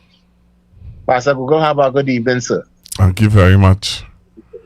So let me move on quickly. I want to show you all this video. I have another video I want to show you guys. Is it this? No, it's not this video. Alright, let's see. Come on. Where's the video? Alright. Let me get those other videos in the meanwhile. So there's some other videos I want to show you guys of some things that happened in the news today. I want to play it for you guys. So this was the main story in the news tonight. What am I talking about? I'm going to play it for you now. Alright, so this is what was one of the main headlines in the news tonight. And I'm going to play it for you guys. Take a listen to this. Tonight, nurses say they are ready to return to work at the Eric Williams Medical Sciences Complex if hospital management agrees to meet with them. Letitia Stevens, Industrial Relations Officer for the Trinidad and Tobago National Nursing Association, told CNC3 News that nurses are demanding proper nurse-to-patient ratios to protect lives. In response to reduced overtime rates, nurses are staging sick-outs in solidarity with colleagues at the hospital in Mount Hope. Now, they have launched a petition calling for the NCRHA Chairman Dr. Tim Gopi Singh to be removed from office. Stevens said the resulting staff shortages should not be seen as punishing patients, but as a call for urgent action. They want the impact will worsen as the week progresses, demanding the reinstatement of the $75 per hour overtime allowance, up from the current $60, and payment for hours already worked. One visitor, Len Salvery, told CNC3 News the situation at the hospital is the worst he has ever seen, with patients left in hallways pleading for help. But she is on a chair there for 3 days, not a bed. Nobody going to no ward because you have no nurses or no ward. You have no nurses in the hospital, brother, to see about patients. That is the kind of chaos our hospital is in. Well, CNC3 News also spoke to the relative of a man at the hospital since last Wednesday awaiting a bed. The relative, Jason Miller, called the newsroom from Canada to voice his displeasure in what has been unfolding.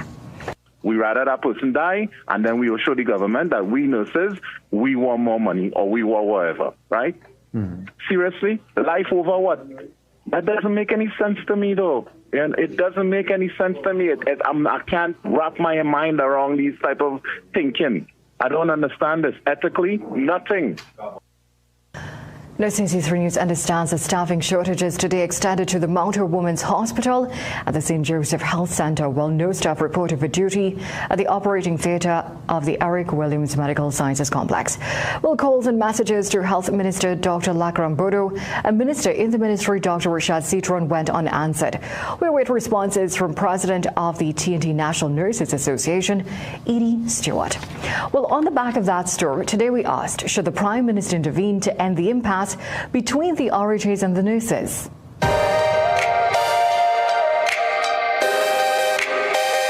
think there should be some intervention of some kind, yes, definitely.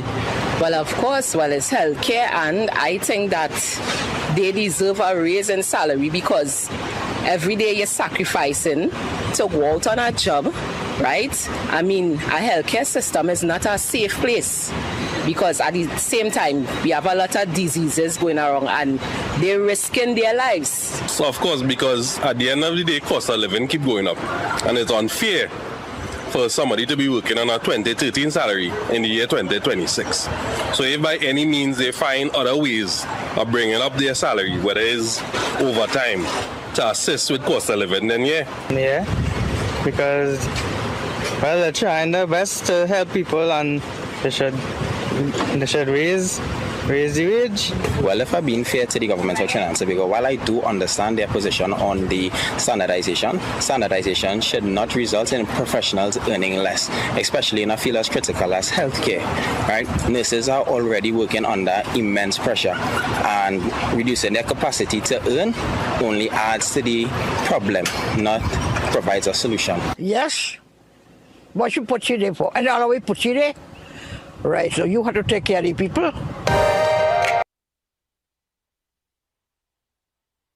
Tonight, nurses say they are ready to return to work at the Eric Williams Medical Sciences Complex if hospital management agrees to meet with them.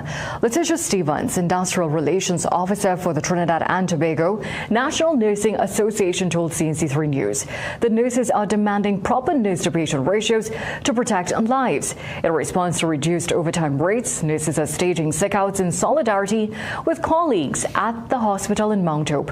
Now, they have launched a petition calling for the NCRHA Chairman Dr. Tim Gopi Singh to be removed from office. Stevens said the resulting staff shortages should not be seen as punishing patients, but as a call for urgent action. They want the impact will worsen as the week progresses, demanding the reinstatement of the $75 per hour overtime allowance, up from the current $60, and payment for hours already worked. One visitor, Len Salvery, told CNC3 News the situation at the hospital is the worst he has ever seen, with patients left in hallways pleading for help. But she is on a chair there for 3 days, not a bed. Nobody going to no ward because you have no nurses or no ward. You have no nurses in the hospital, brother, to see about patients. That is the kind of chaos our hospital is in. Well, CNC3 News also spoke to the relative of a man at the hospital since last Wednesday awaiting a bed. The relative, Jason Miller, called the newsroom from Canada to voice his displeasure in what has been unfolding. We rather that person die, and then we will show the government that we nurses, we want more money or we want whatever, right? Seriously? Life over what? That doesn't make any sense to me, though. And it doesn't make any sense to me. I can't wrap my mind around these type of thinking. I don't understand this. Ethically, nothing.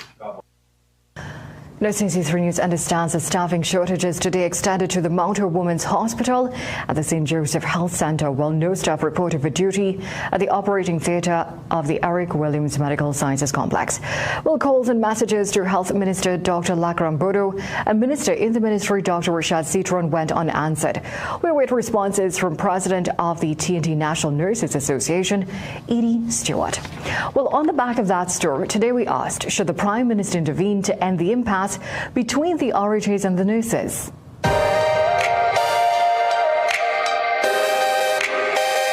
think there should be some intervention of some kind, yes, definitely. Well, of course, it's healthcare, and I think that they deserve a raise in salary because every day you're sacrificing to go out on a job, right? I mean, a healthcare system is not a safe place, because at the same time we have a lot of diseases going around and they're risking their lives. So of course, because at the end of the day, cost of living keep going up, and it's unfair for somebody to be working on a 2013 salary in the year 2026. So if by any means they find other ways of bringing up their salary, whether it's overtime, to assist with cost of living, then Yeah, because they're trying their best to help people, and they should raise the wage.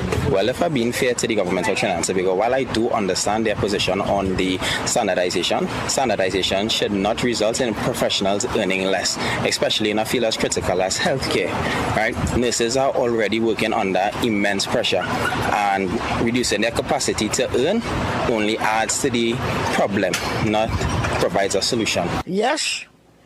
What you put you there for? And all the way put you there? Right, so you have to take care of the people. You know what never ceases to amaze me is that somebody, somewhere, can wake up in the morning and say, you know what? I am going to be a government minister. I have a business, I have connections, I am going for screening, and I am going to represent a certain area in Trinidad and Tobago, and I'm going to win this election. I'm going to win votes, and I'm going to win for my party. End up in parliament, a big dunce, knows nothing about nothing, sits in parliament with a suit or high heel shoes, and this man look pretty for the camera. Ask them a question they can't answer because a dunce do nothing. You trying to tell me that that person deserves 3 times in his salary?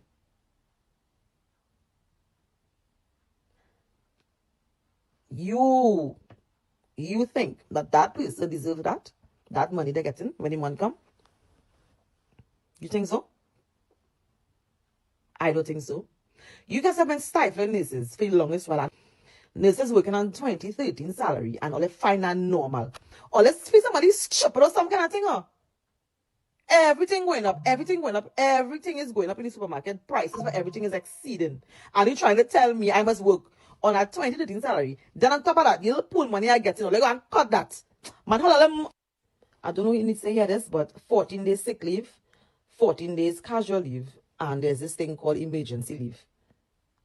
Women have people bleed by 3 days. 3 days? That's crazy. Make sure you take your iron tablets because, you don't want something to happen. No. Women have vomiting and diarrhea. You have to be home for 3 days, you know, because that's highly infectious. You don't want to get your colleague sick, and you don't want to get the patient sick either. Sneezing, coughing, runny nose.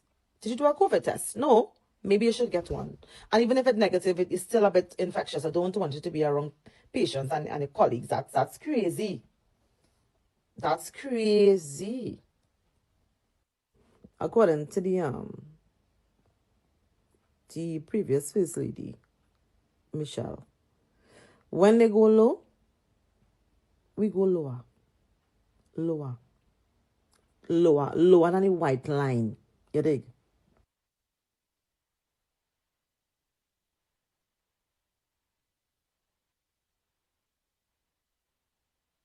You know what is a community center? It means that it's a center for the community. Given that the U.S. intervention, right, what are you noticing as it pertains to the Trinidad and Tobago gang in Trinidad and Tobago? You noticing a peg back of the gang members? What you noticing since U.S. intervention about the Trinidad and Tobago gang in this country? I want to tell you, but I don't want to tell you at the same time, you know. Tell me anything. Well, what I can tell you is this. A lot of observation has been made. Probably you have some good ones. While making his way to Parliament earlier today, Alexander evaded our questions. So there was an accusation by an attorney that you met with gang leaders in prison before being elected. Anything you could tell us, Minister? Minister?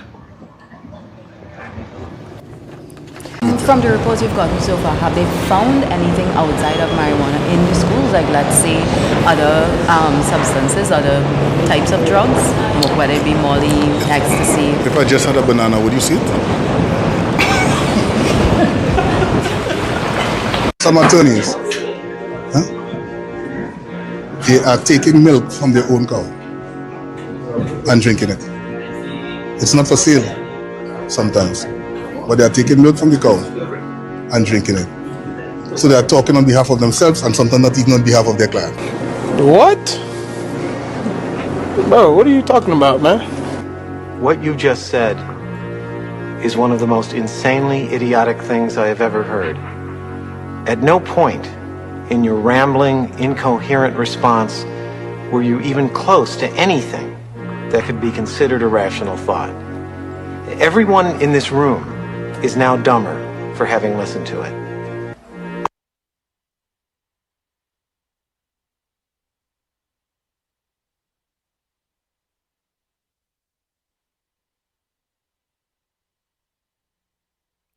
No, the reason why I played that is because of what I played before.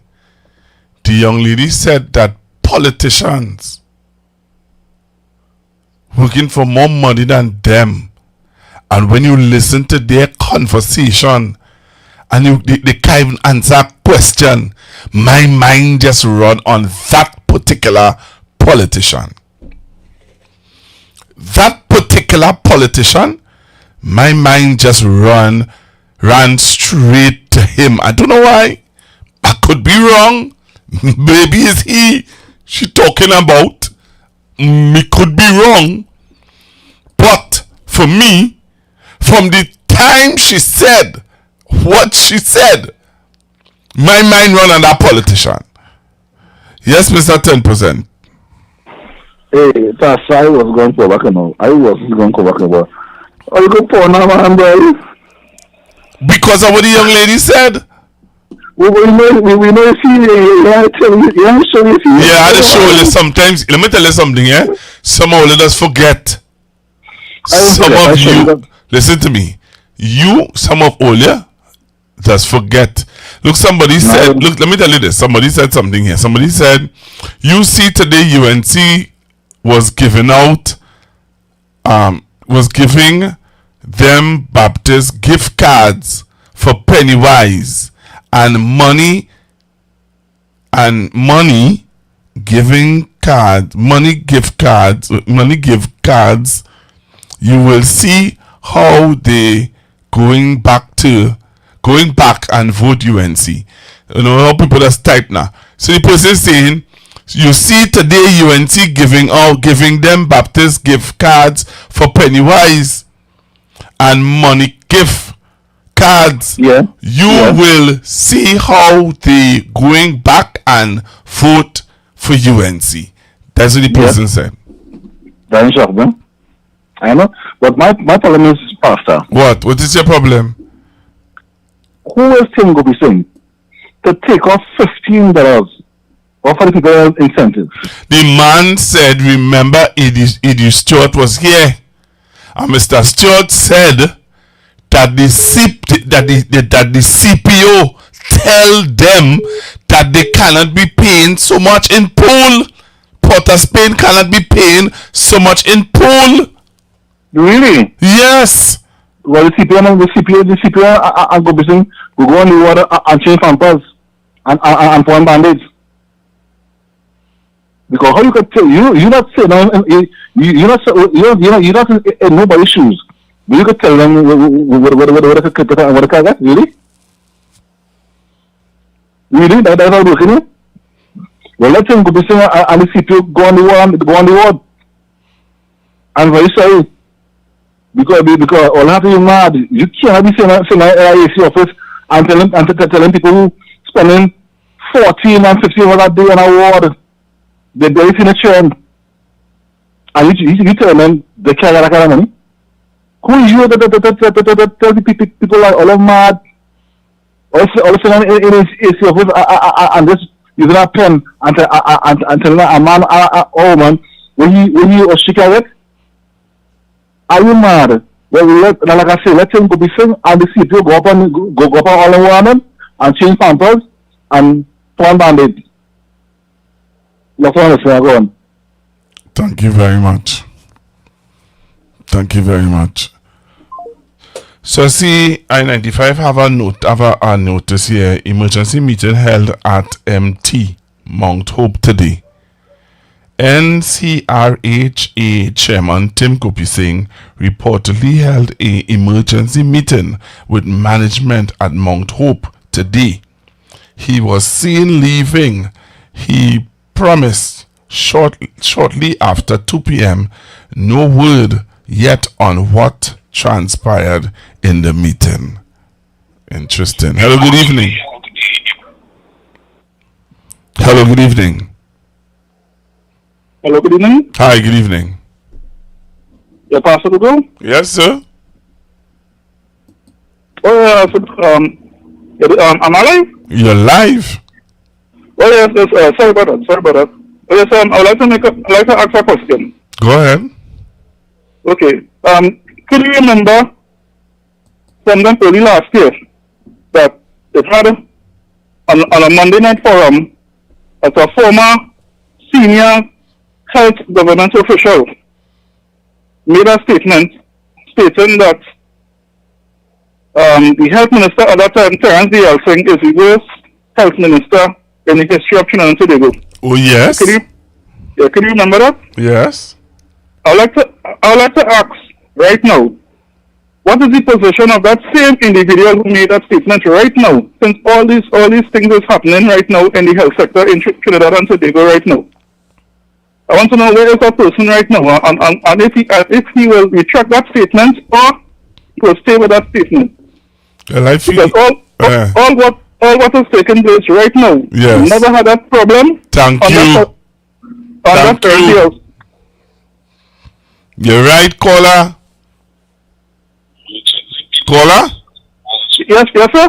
Thank you for calling, and don't be a stranger. You're a first-time caller. I'd like to let you know, I'm not a stranger to you. I'm one of your family members. You're one of my family members? Yeah. Okay. All right. Okay. Let's say you didn't appeal. Hey! Thank you very much for calling, sir. Number to I'll give you a call. Yes, man. Yes, man. I appreciate that. No problem. Thank you very much. Good show, Pastor Google. Thank you very much for calling, man. Yeah, no problem. All right. Bye-bye. Hey, you see how life is whenever you call it. Yes, so look at it. Steady. Well, let's steady. Anyway, so we're moving on. Because it's already 10:25, and I want to make sure and put in this video. I want you all to listen to this, because I have a follow-up video to this one. But I want to just remind Olena, the young lady said, people like the minister played earlier on, making more money than nurses. Is that right? Can't even answer a question. Is that right? Food for thought. Is it right that our minister making more money than a nurse? Oh, please spare us. So we're going into our final discussion here this evening. Take a listen to this, Ole. Take a listen to this. Please take a listen to this.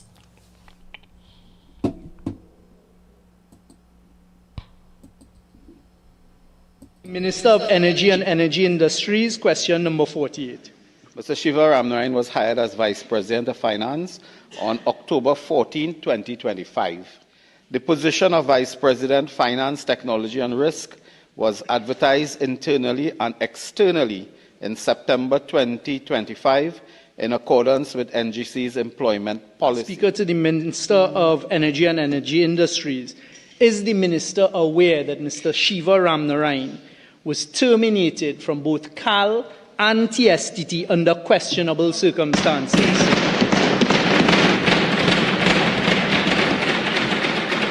Next question. Afternoon, Trinidad and Tobago. Hope you're having a great Palm Sunday. So here is one now. On Friday in the House, I was probing and asking some questions that to ensure accountability, to ensure transparency, especially at NGC and in the energy sector, because I'm quite concerned about what is going on in the energy sector and in particular at NGC. So firstly, I was asking a set of questions about Mr. Shiva Ramnarayan and his recent hiring at NGC, and in particular, based on the fact that he was terminated under questionable circumstances from both CAL and TSTT. Well, when I started to probe, no answers from the minister, and then the questions were being blocked. Secondly, I started to ask questions with respect to the refinery restarting, because of course last week we found out an Italian firm got a contract for $50 million US, 350 million TT dollars, a contract. So I started to ask some questions there. And in particular, when I started to touch on TN Ramnath and the Minister of Energy and possible meetings that they may have had with this Italian firm, I was blocked. Well, hear what Birdie is telling me between yesterday and today. Apparently, someone in the Parliament with authority in the House was, maybe still is, I ain't sure, the lawyer for both TN Ramnath and Shiva Ramnarayan. So I say, what trouble is this? So Trinidad and Tobago. That is what is going on in the Parliament of Trinidad and Tobago. Well, I ain't giving it up. Continue to pursue, I shall. Take care. The Speaker to the Minister of Energy and Energy Industries, question number 48. Mr. Shiva Ramnarayan was hired as Vice President of Finance on October 14, 2025. The position of Vice President, Finance, Technology and Risk was advertised internally and externally in September 2025 in accordance with NGC's employment policy. Speaker to the Minister of Energy and Energy Industries. Is the Minister aware that Mr. Shiva Ramnarayan was terminated from both CAL and TSTT under questionable circumstances?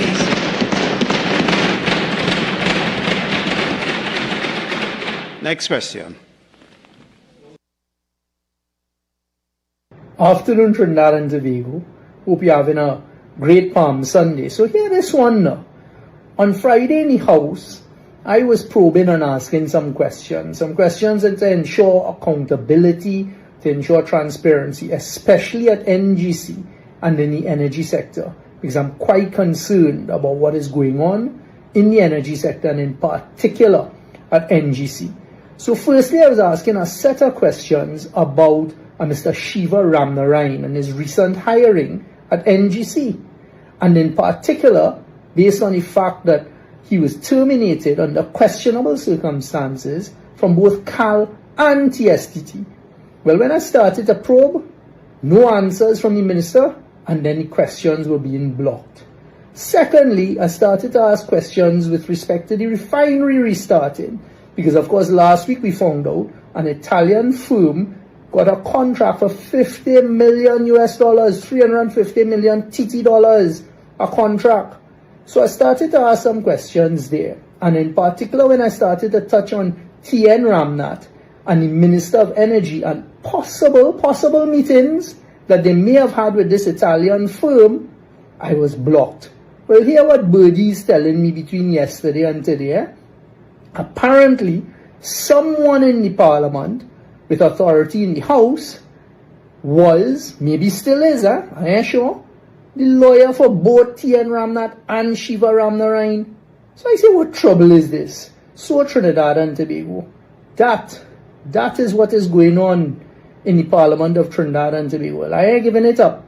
Continue to pursue, I shall. Take care.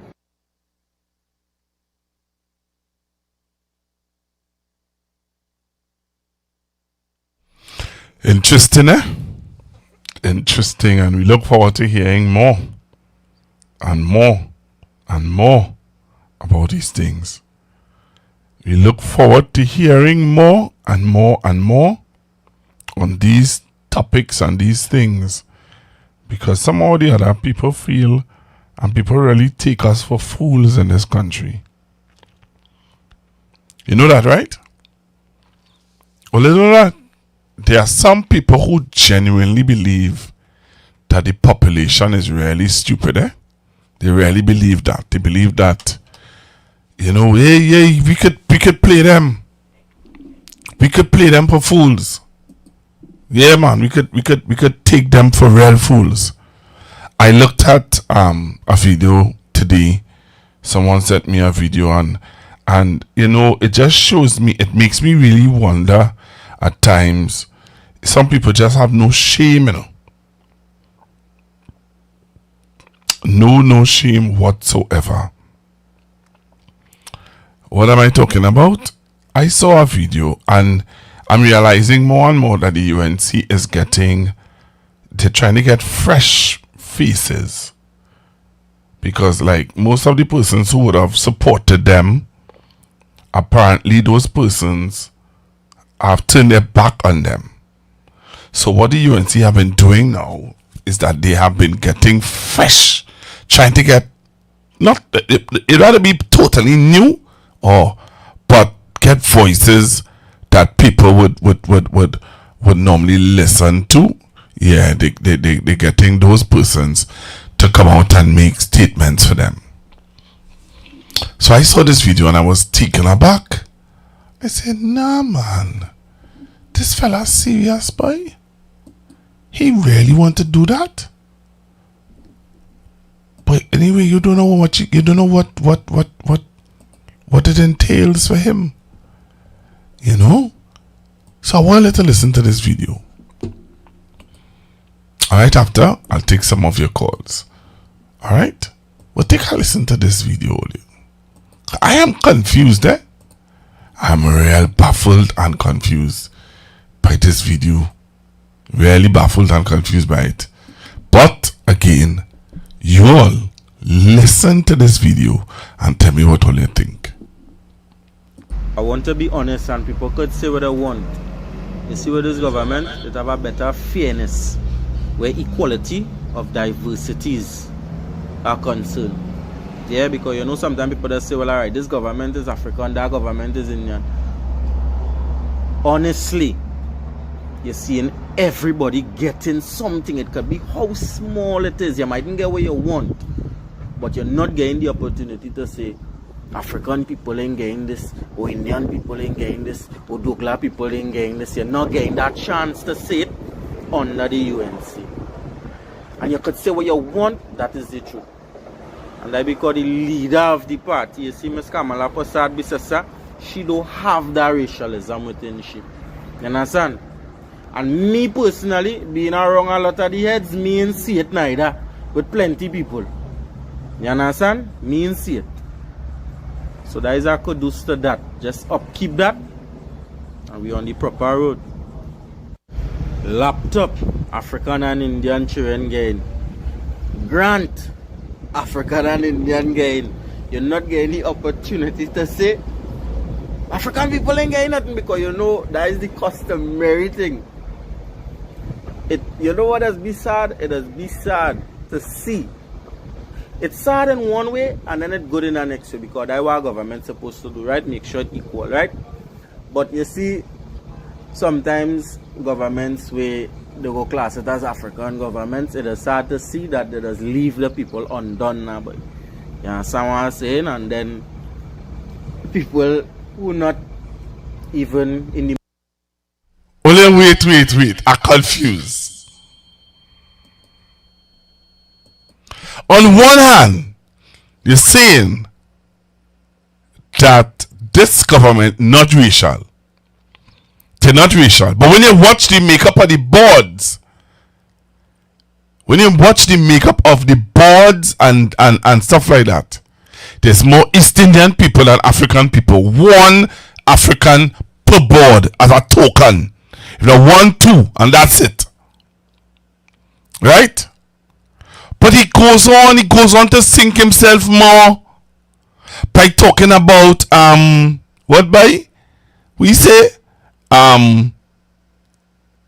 African government, or the government that don't see about African people. Olio.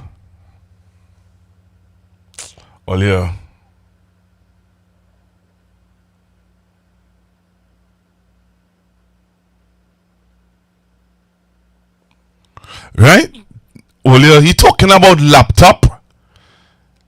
He talking about my issue with it is, somebody saying to me it's an old video. But if it's but he talking about Miss Bissessa.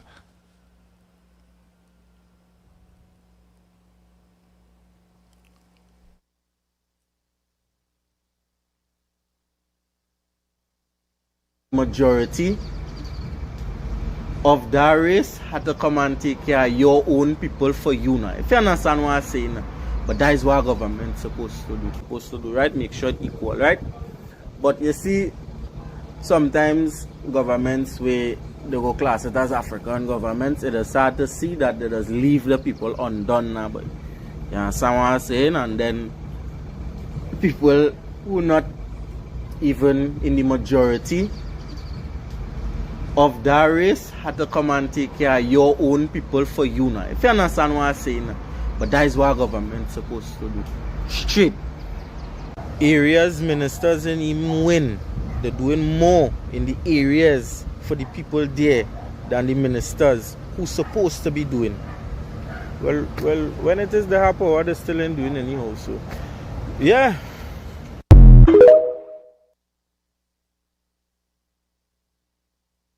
You have a video with him talking about Philip Alexander. So clearly this is his modus operandi. There are videos with him where he said that how it's time to move on with this Philip talk about Mr. Alexander and give Mr. Alexander a chance and so clearly this is his new before he was a comedy person. I think this is his new comedy strip now. I had to put it that way. I feel this is his new comedy strip, because you can't tell me that. Anyway, I'm going to take some calls because I go see the wrong thing. 464-7003. 464-7003. 464-7003. You all could call in and share your views on the clip. On the clips. All of the clip that I have played so far, you all could call in and share your view on it and let me know how you feel. Alright? Because I sorry, you know. I'm sorry, but hello, good evening. Pastor, good afternoon. Again, this individual is a paid individual. I happen to know him a great deal. He's a paid individual. Lady. He's a paid individual. right? So they lost it.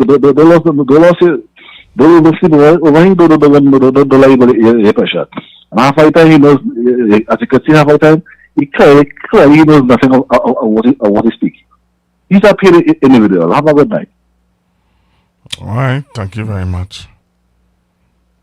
464-7003. 464-7003. What is your take on all the things that we have talked about this evening? What is your take on it? 464-7003. All right.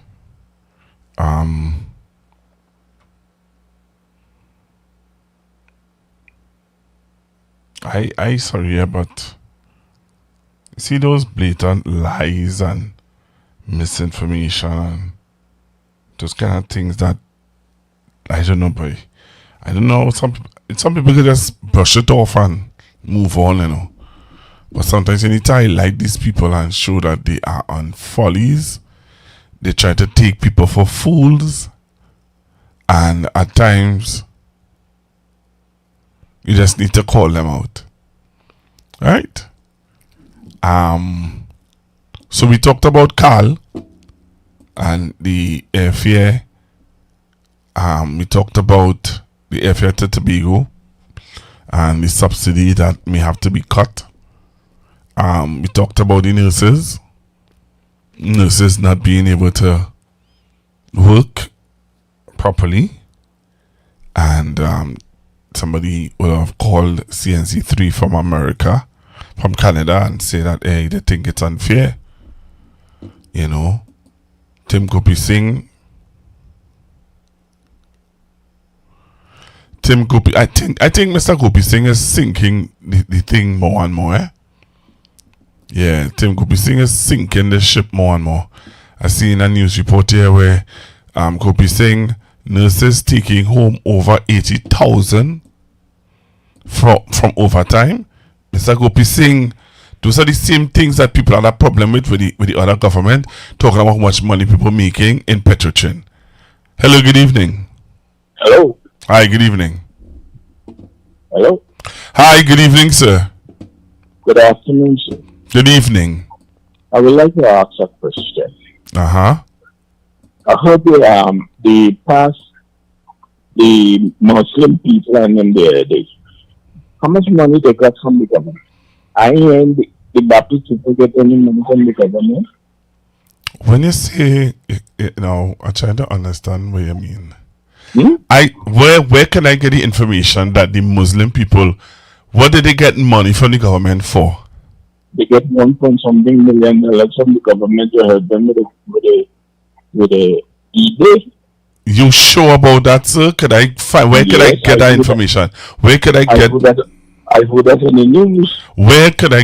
That's not asking you. Where can I find that in the news? Which news said that? Which news said that? I heard that in the news and TV. I can't remember what news. Well, I had to find the news because I'm a responsible talk show host here. So I can't just say something. I can't just run with what you telling me. I have to get the evidence of that. And on top of that, if that is so, then the Baptist community has to ask for money. The government will just give them the money. They have to request the money. All right. That's how it is done. If the Catholics want money, if the Catholics want, look, the Presbyterian Church in Marabella would have written to self-help to get money to fix the roof of the church in Marabella, and they got over hundred thousands of dollars to fix the roof. All right. Okay. So my thing is, if you want the money, you have to apply for the money. All right. I thought they were giving them the money just so. No, you don't just, but they must know how much to give you. They can't just give you money just so. If I want to have a function in my church, let's just say I want to have an event on San Fernando Hill, right? You have to present them with a budget. Right? When you write to the government, you write to the office of the Prime Minister, you give them a budget. Okay, the sound system will cost me 20,000. Okay, this is what. And then they now will then you send them attachment of receipts, not receipts, invoice of all the things that you are budgeted for. So okay, I'm getting a sound system from Black Gold. It costs 20,000. This is an invoice from them.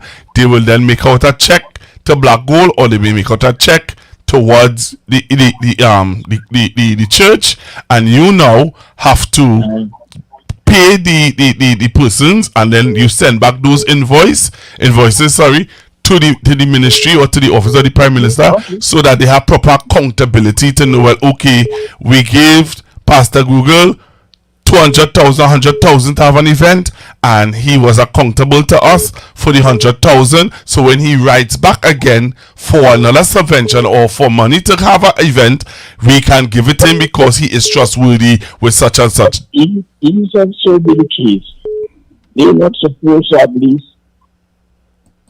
show to the public how to utilize that money. Who is that? Like in the Muslim case, when they ask for the money from the government and the government gives them the money, they're supposed to at least have a breakdown how they spend the money. Well, that's what I'm saying. They would send that breakdown to the government. They wouldn't send that money. That breakdown is not for the population. That money and the population. I think there are times when the government in the budget, when they're reading out the budget response, they would say, okay, well, we have given subvention to this and this and that group, and these were the things that they would have done with the group, and the opposition could ask, okay, so you give the Muslim about 300,000.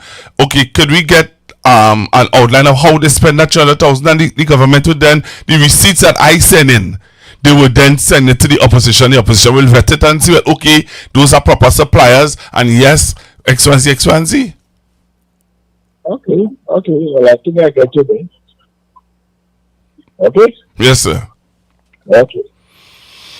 Yes, you have to apply for the money. You can't just get the money just so. You have to apply for the money, and when you apply for the money, then the government will seek to give it to you.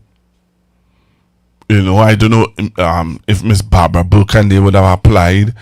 Michelle Benjamin might have applied because Michelle had a big celebration down Maruga today. Who again?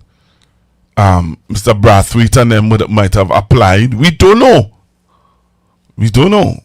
I don't know who apply and who apply. I can't say. But I know the functions of the office of the Prime Minister and the Ministry of I don't think they have the Ministry of Ecclesiastical Affairs anymore. But those ministries would have done those things, those subventions for religious organizations. And that's why I was saying earlier on that the Emancipation Committee is not a religious organization.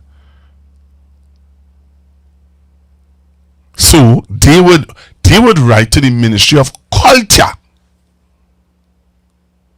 And when they write to the Ministry of Culture, they would then get their subventions for, and then they are an NGO. And NGOs write to the ministry all the time and get subventions, get financing for stuff. That's different to a religious organization writing for money.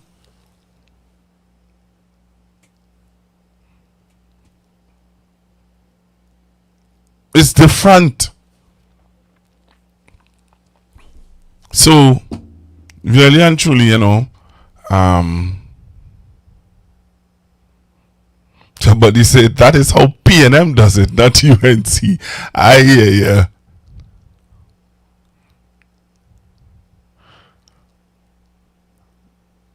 No, I don't believe this person put that word there.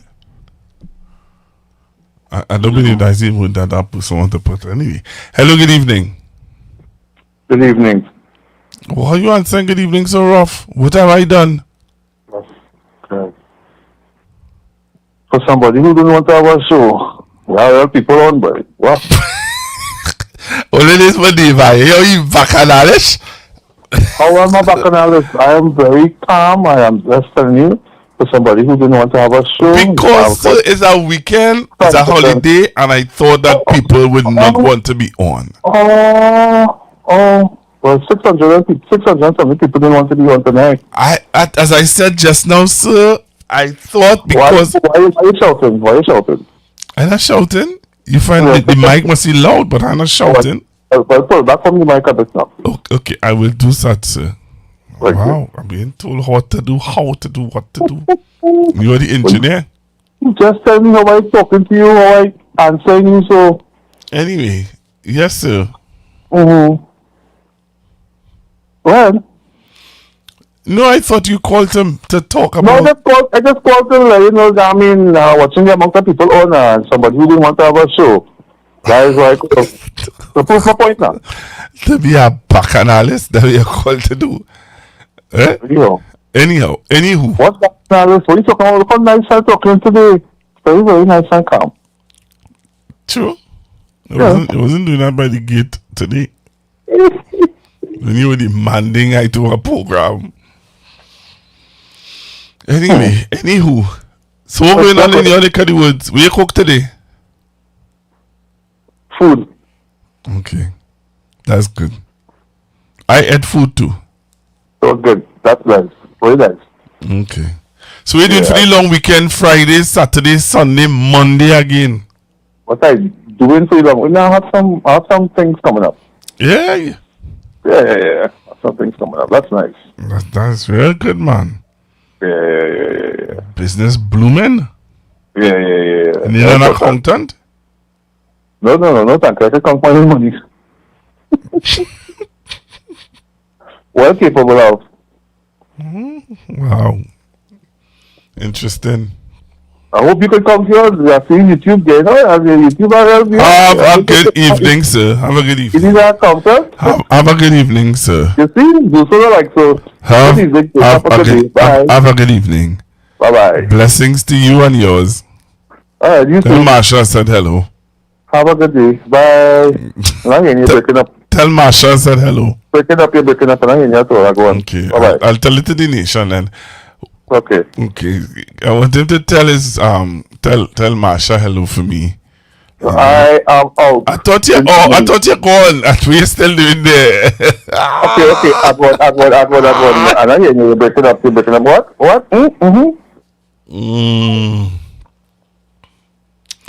Yes, Trinidad and Tobago. What's going on in Dubai? Oh, I was going to play something. Yeah, I was going to play something while I wait for all your calls. I want to play something here. I have it lined up here to play. Vote at the United Nations on slavery. Therefore, draft resolution A/80/L48 is adopted. The UN General Assembly has declared that slavery is the gravest crime against humanity, specifically the enslavement of some 12 million Africans and their descendants through the transatlantic slave trade. The resolution put forward by Ghana was harshly criticized by the United States, where tens of millions of descendants of enslaved Africans live today. We'll be talking about that later on. First, I want to hear... Hello, good night. I just want, I will be talking off topic. I ain't talking about the topic. I'm talking about, when I mentioned and talk about the amount of people that get fired since this government come in office, right? It's over 63,800 and something people get fired, And that, you know what they're doing? Those people that get fired, some of them, I ain't saying all, but some of them going in groceries and taking up other people's goods, People that buy the goods in the grocery, I was just in the security department of the groceries. You find some of them people who get fired because they don't have no money to buy things for their family. Them going in some of them groceries and just taking up people and walking out of it. You understand? And that's the kind of some of the things we're going on. But nobody ain't talking about that. They also affecting people, poor people again, who buy the little thing in the grocery. Because remember, them get fired.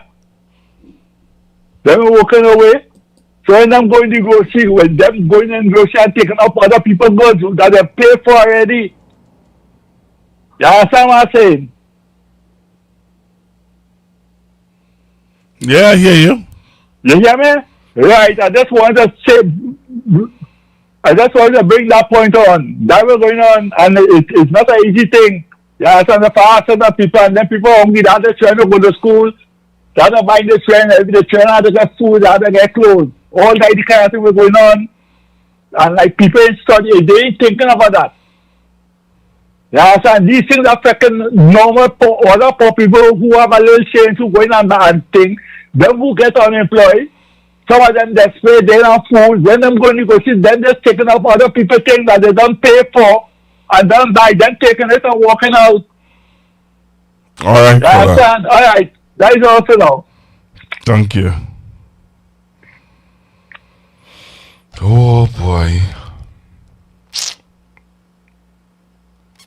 I don't know now, boy. This country game, I don't know. Ooh. I had the video, let me check and see if I have that video. I have that video, boy. I should have that video, Let's see, I think my cousin sent me that video.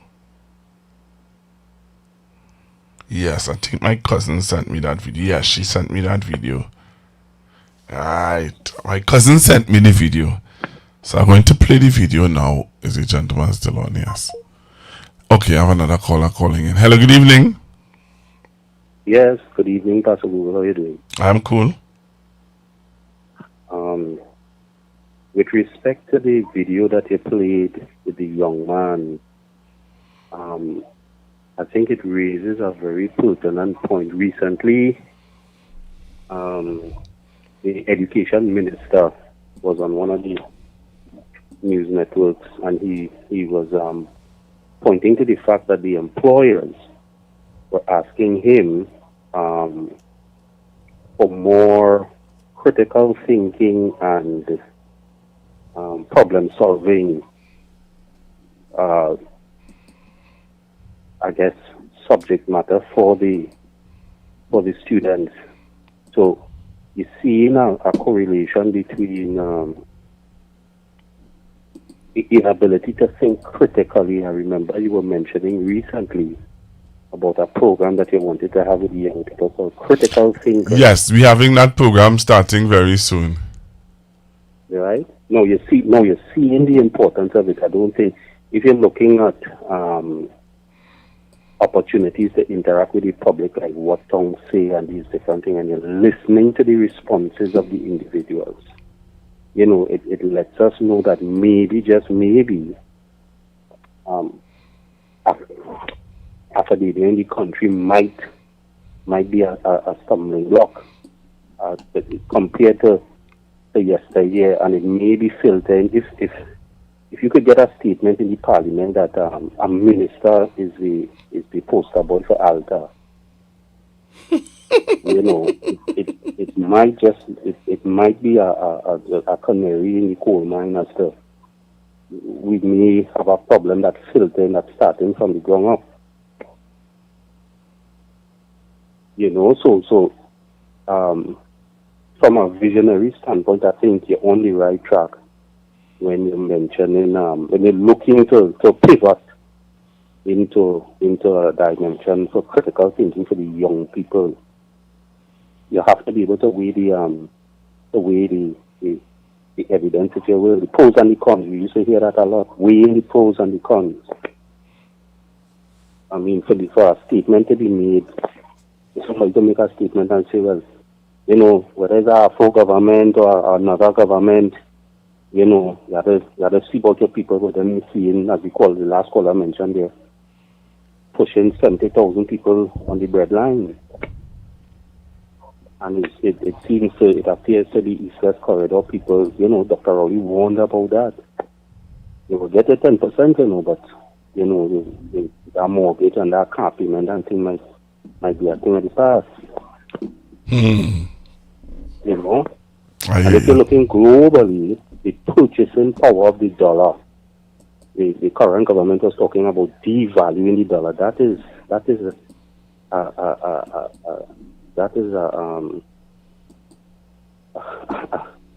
I don't know.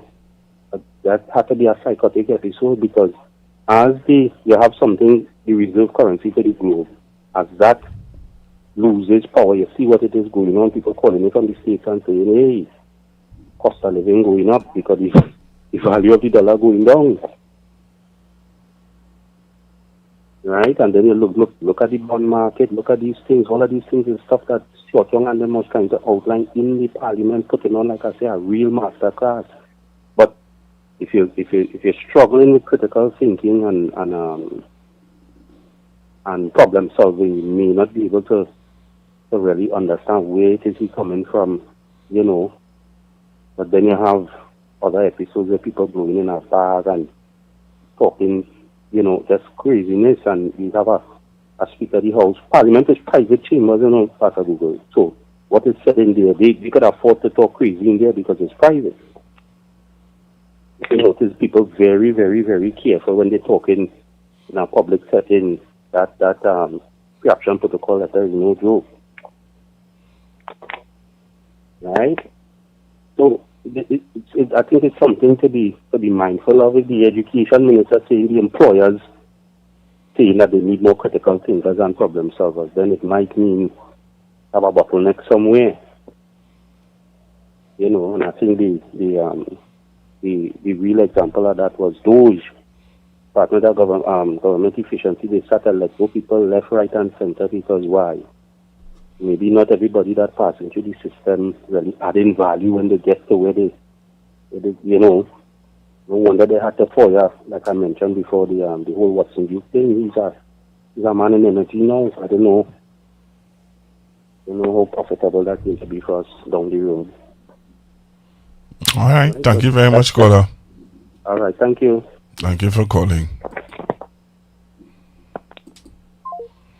All right, the caller make some points there. I want to just play this for one of the callers who called in earlier on and was talking about the subvention and people getting money and churches and the Muslim community and stuff like that. Take a listen to this caller.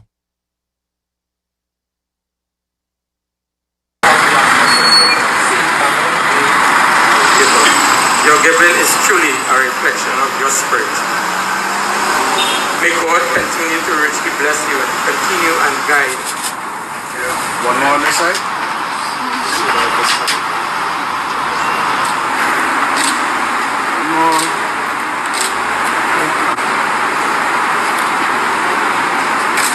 Yes, so today we gave a grant to the church.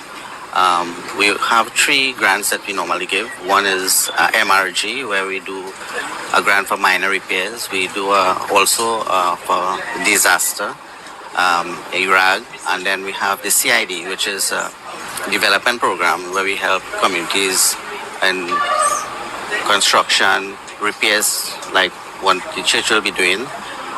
So these grants, we do it in 2 phases. One is that you could do it directly with a contractor, or if the church has the assistance from the community, we just give the grant, we supply the material. So we do it either we supply material and labor, or we just supply material and the community will provide the labor. We are available to service all. We look forward for new applicants who we can assist them through the process, because ensuring that it is equitably delivered through everyone throughout the night, through Trinidad and Tobago. Yes, I just want to thank Self-Help for dispersing and helping my community by giving a certain amount, giving that check over. When coming to the church, the Marabella Presbyterian Church, they always help our area. You know, they are always in support of the residents here, and when coming to any disaster, and I just want to thank them.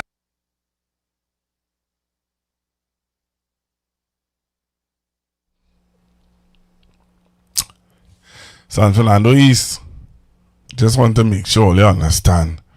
Please, please and thanks, No, we can't handle that as a member of parliament. Please and thanks. All right? All right, so it's 5 minutes past 11. 5 minutes past 11. And I want to play this clip again for you guys. And I hope that you listen carefully. And let's celebrate. We need to celebrate this. Vote at the United Nations on slavery. Therefore, draft resolution A/80/L48 is adopted. The UN General Assembly has declared that slavery is the gravest crime against humanity, specifically the enslavement of some 12 million Africans and their descendants through the transatlantic slave trade. The resolution put forward by Ghana was harshly criticized by the United States, where tens of millions of descendants of enslaved Africans live today. We'll be talking about that later on. First, I want to hear... Song is Big Sail. The name of the singer, Queen Victoria.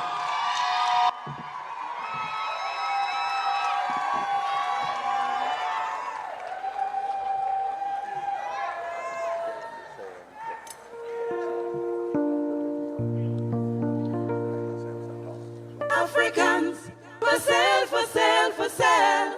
Africans, for sale, for sale, for sale.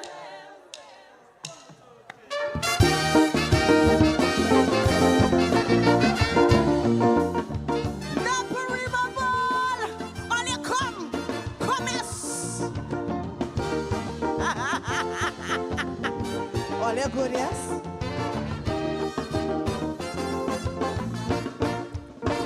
I was lying with some old men before the election, and well, I was amazed of their discussion. They were discussing the election of 2025. How Africans were selling cheap and UNC buying dead or alive. One old man shout out, fellas, give me your attention. UNC can't win by themselves, no election. You see, they're sitting and they're planning to make a decision. So she called out Shilaga, who the old FIFA wanted man. She said, call the trade union, let we start negotiations. And we could call out a big sale and we go buy out some Africans. Africans for sale, for sale, for sale. We buying Africans. Sing the thing. Africans for sale, for sale, for sale. We buying Africans. She don't have all she chance and she the honor rhymes.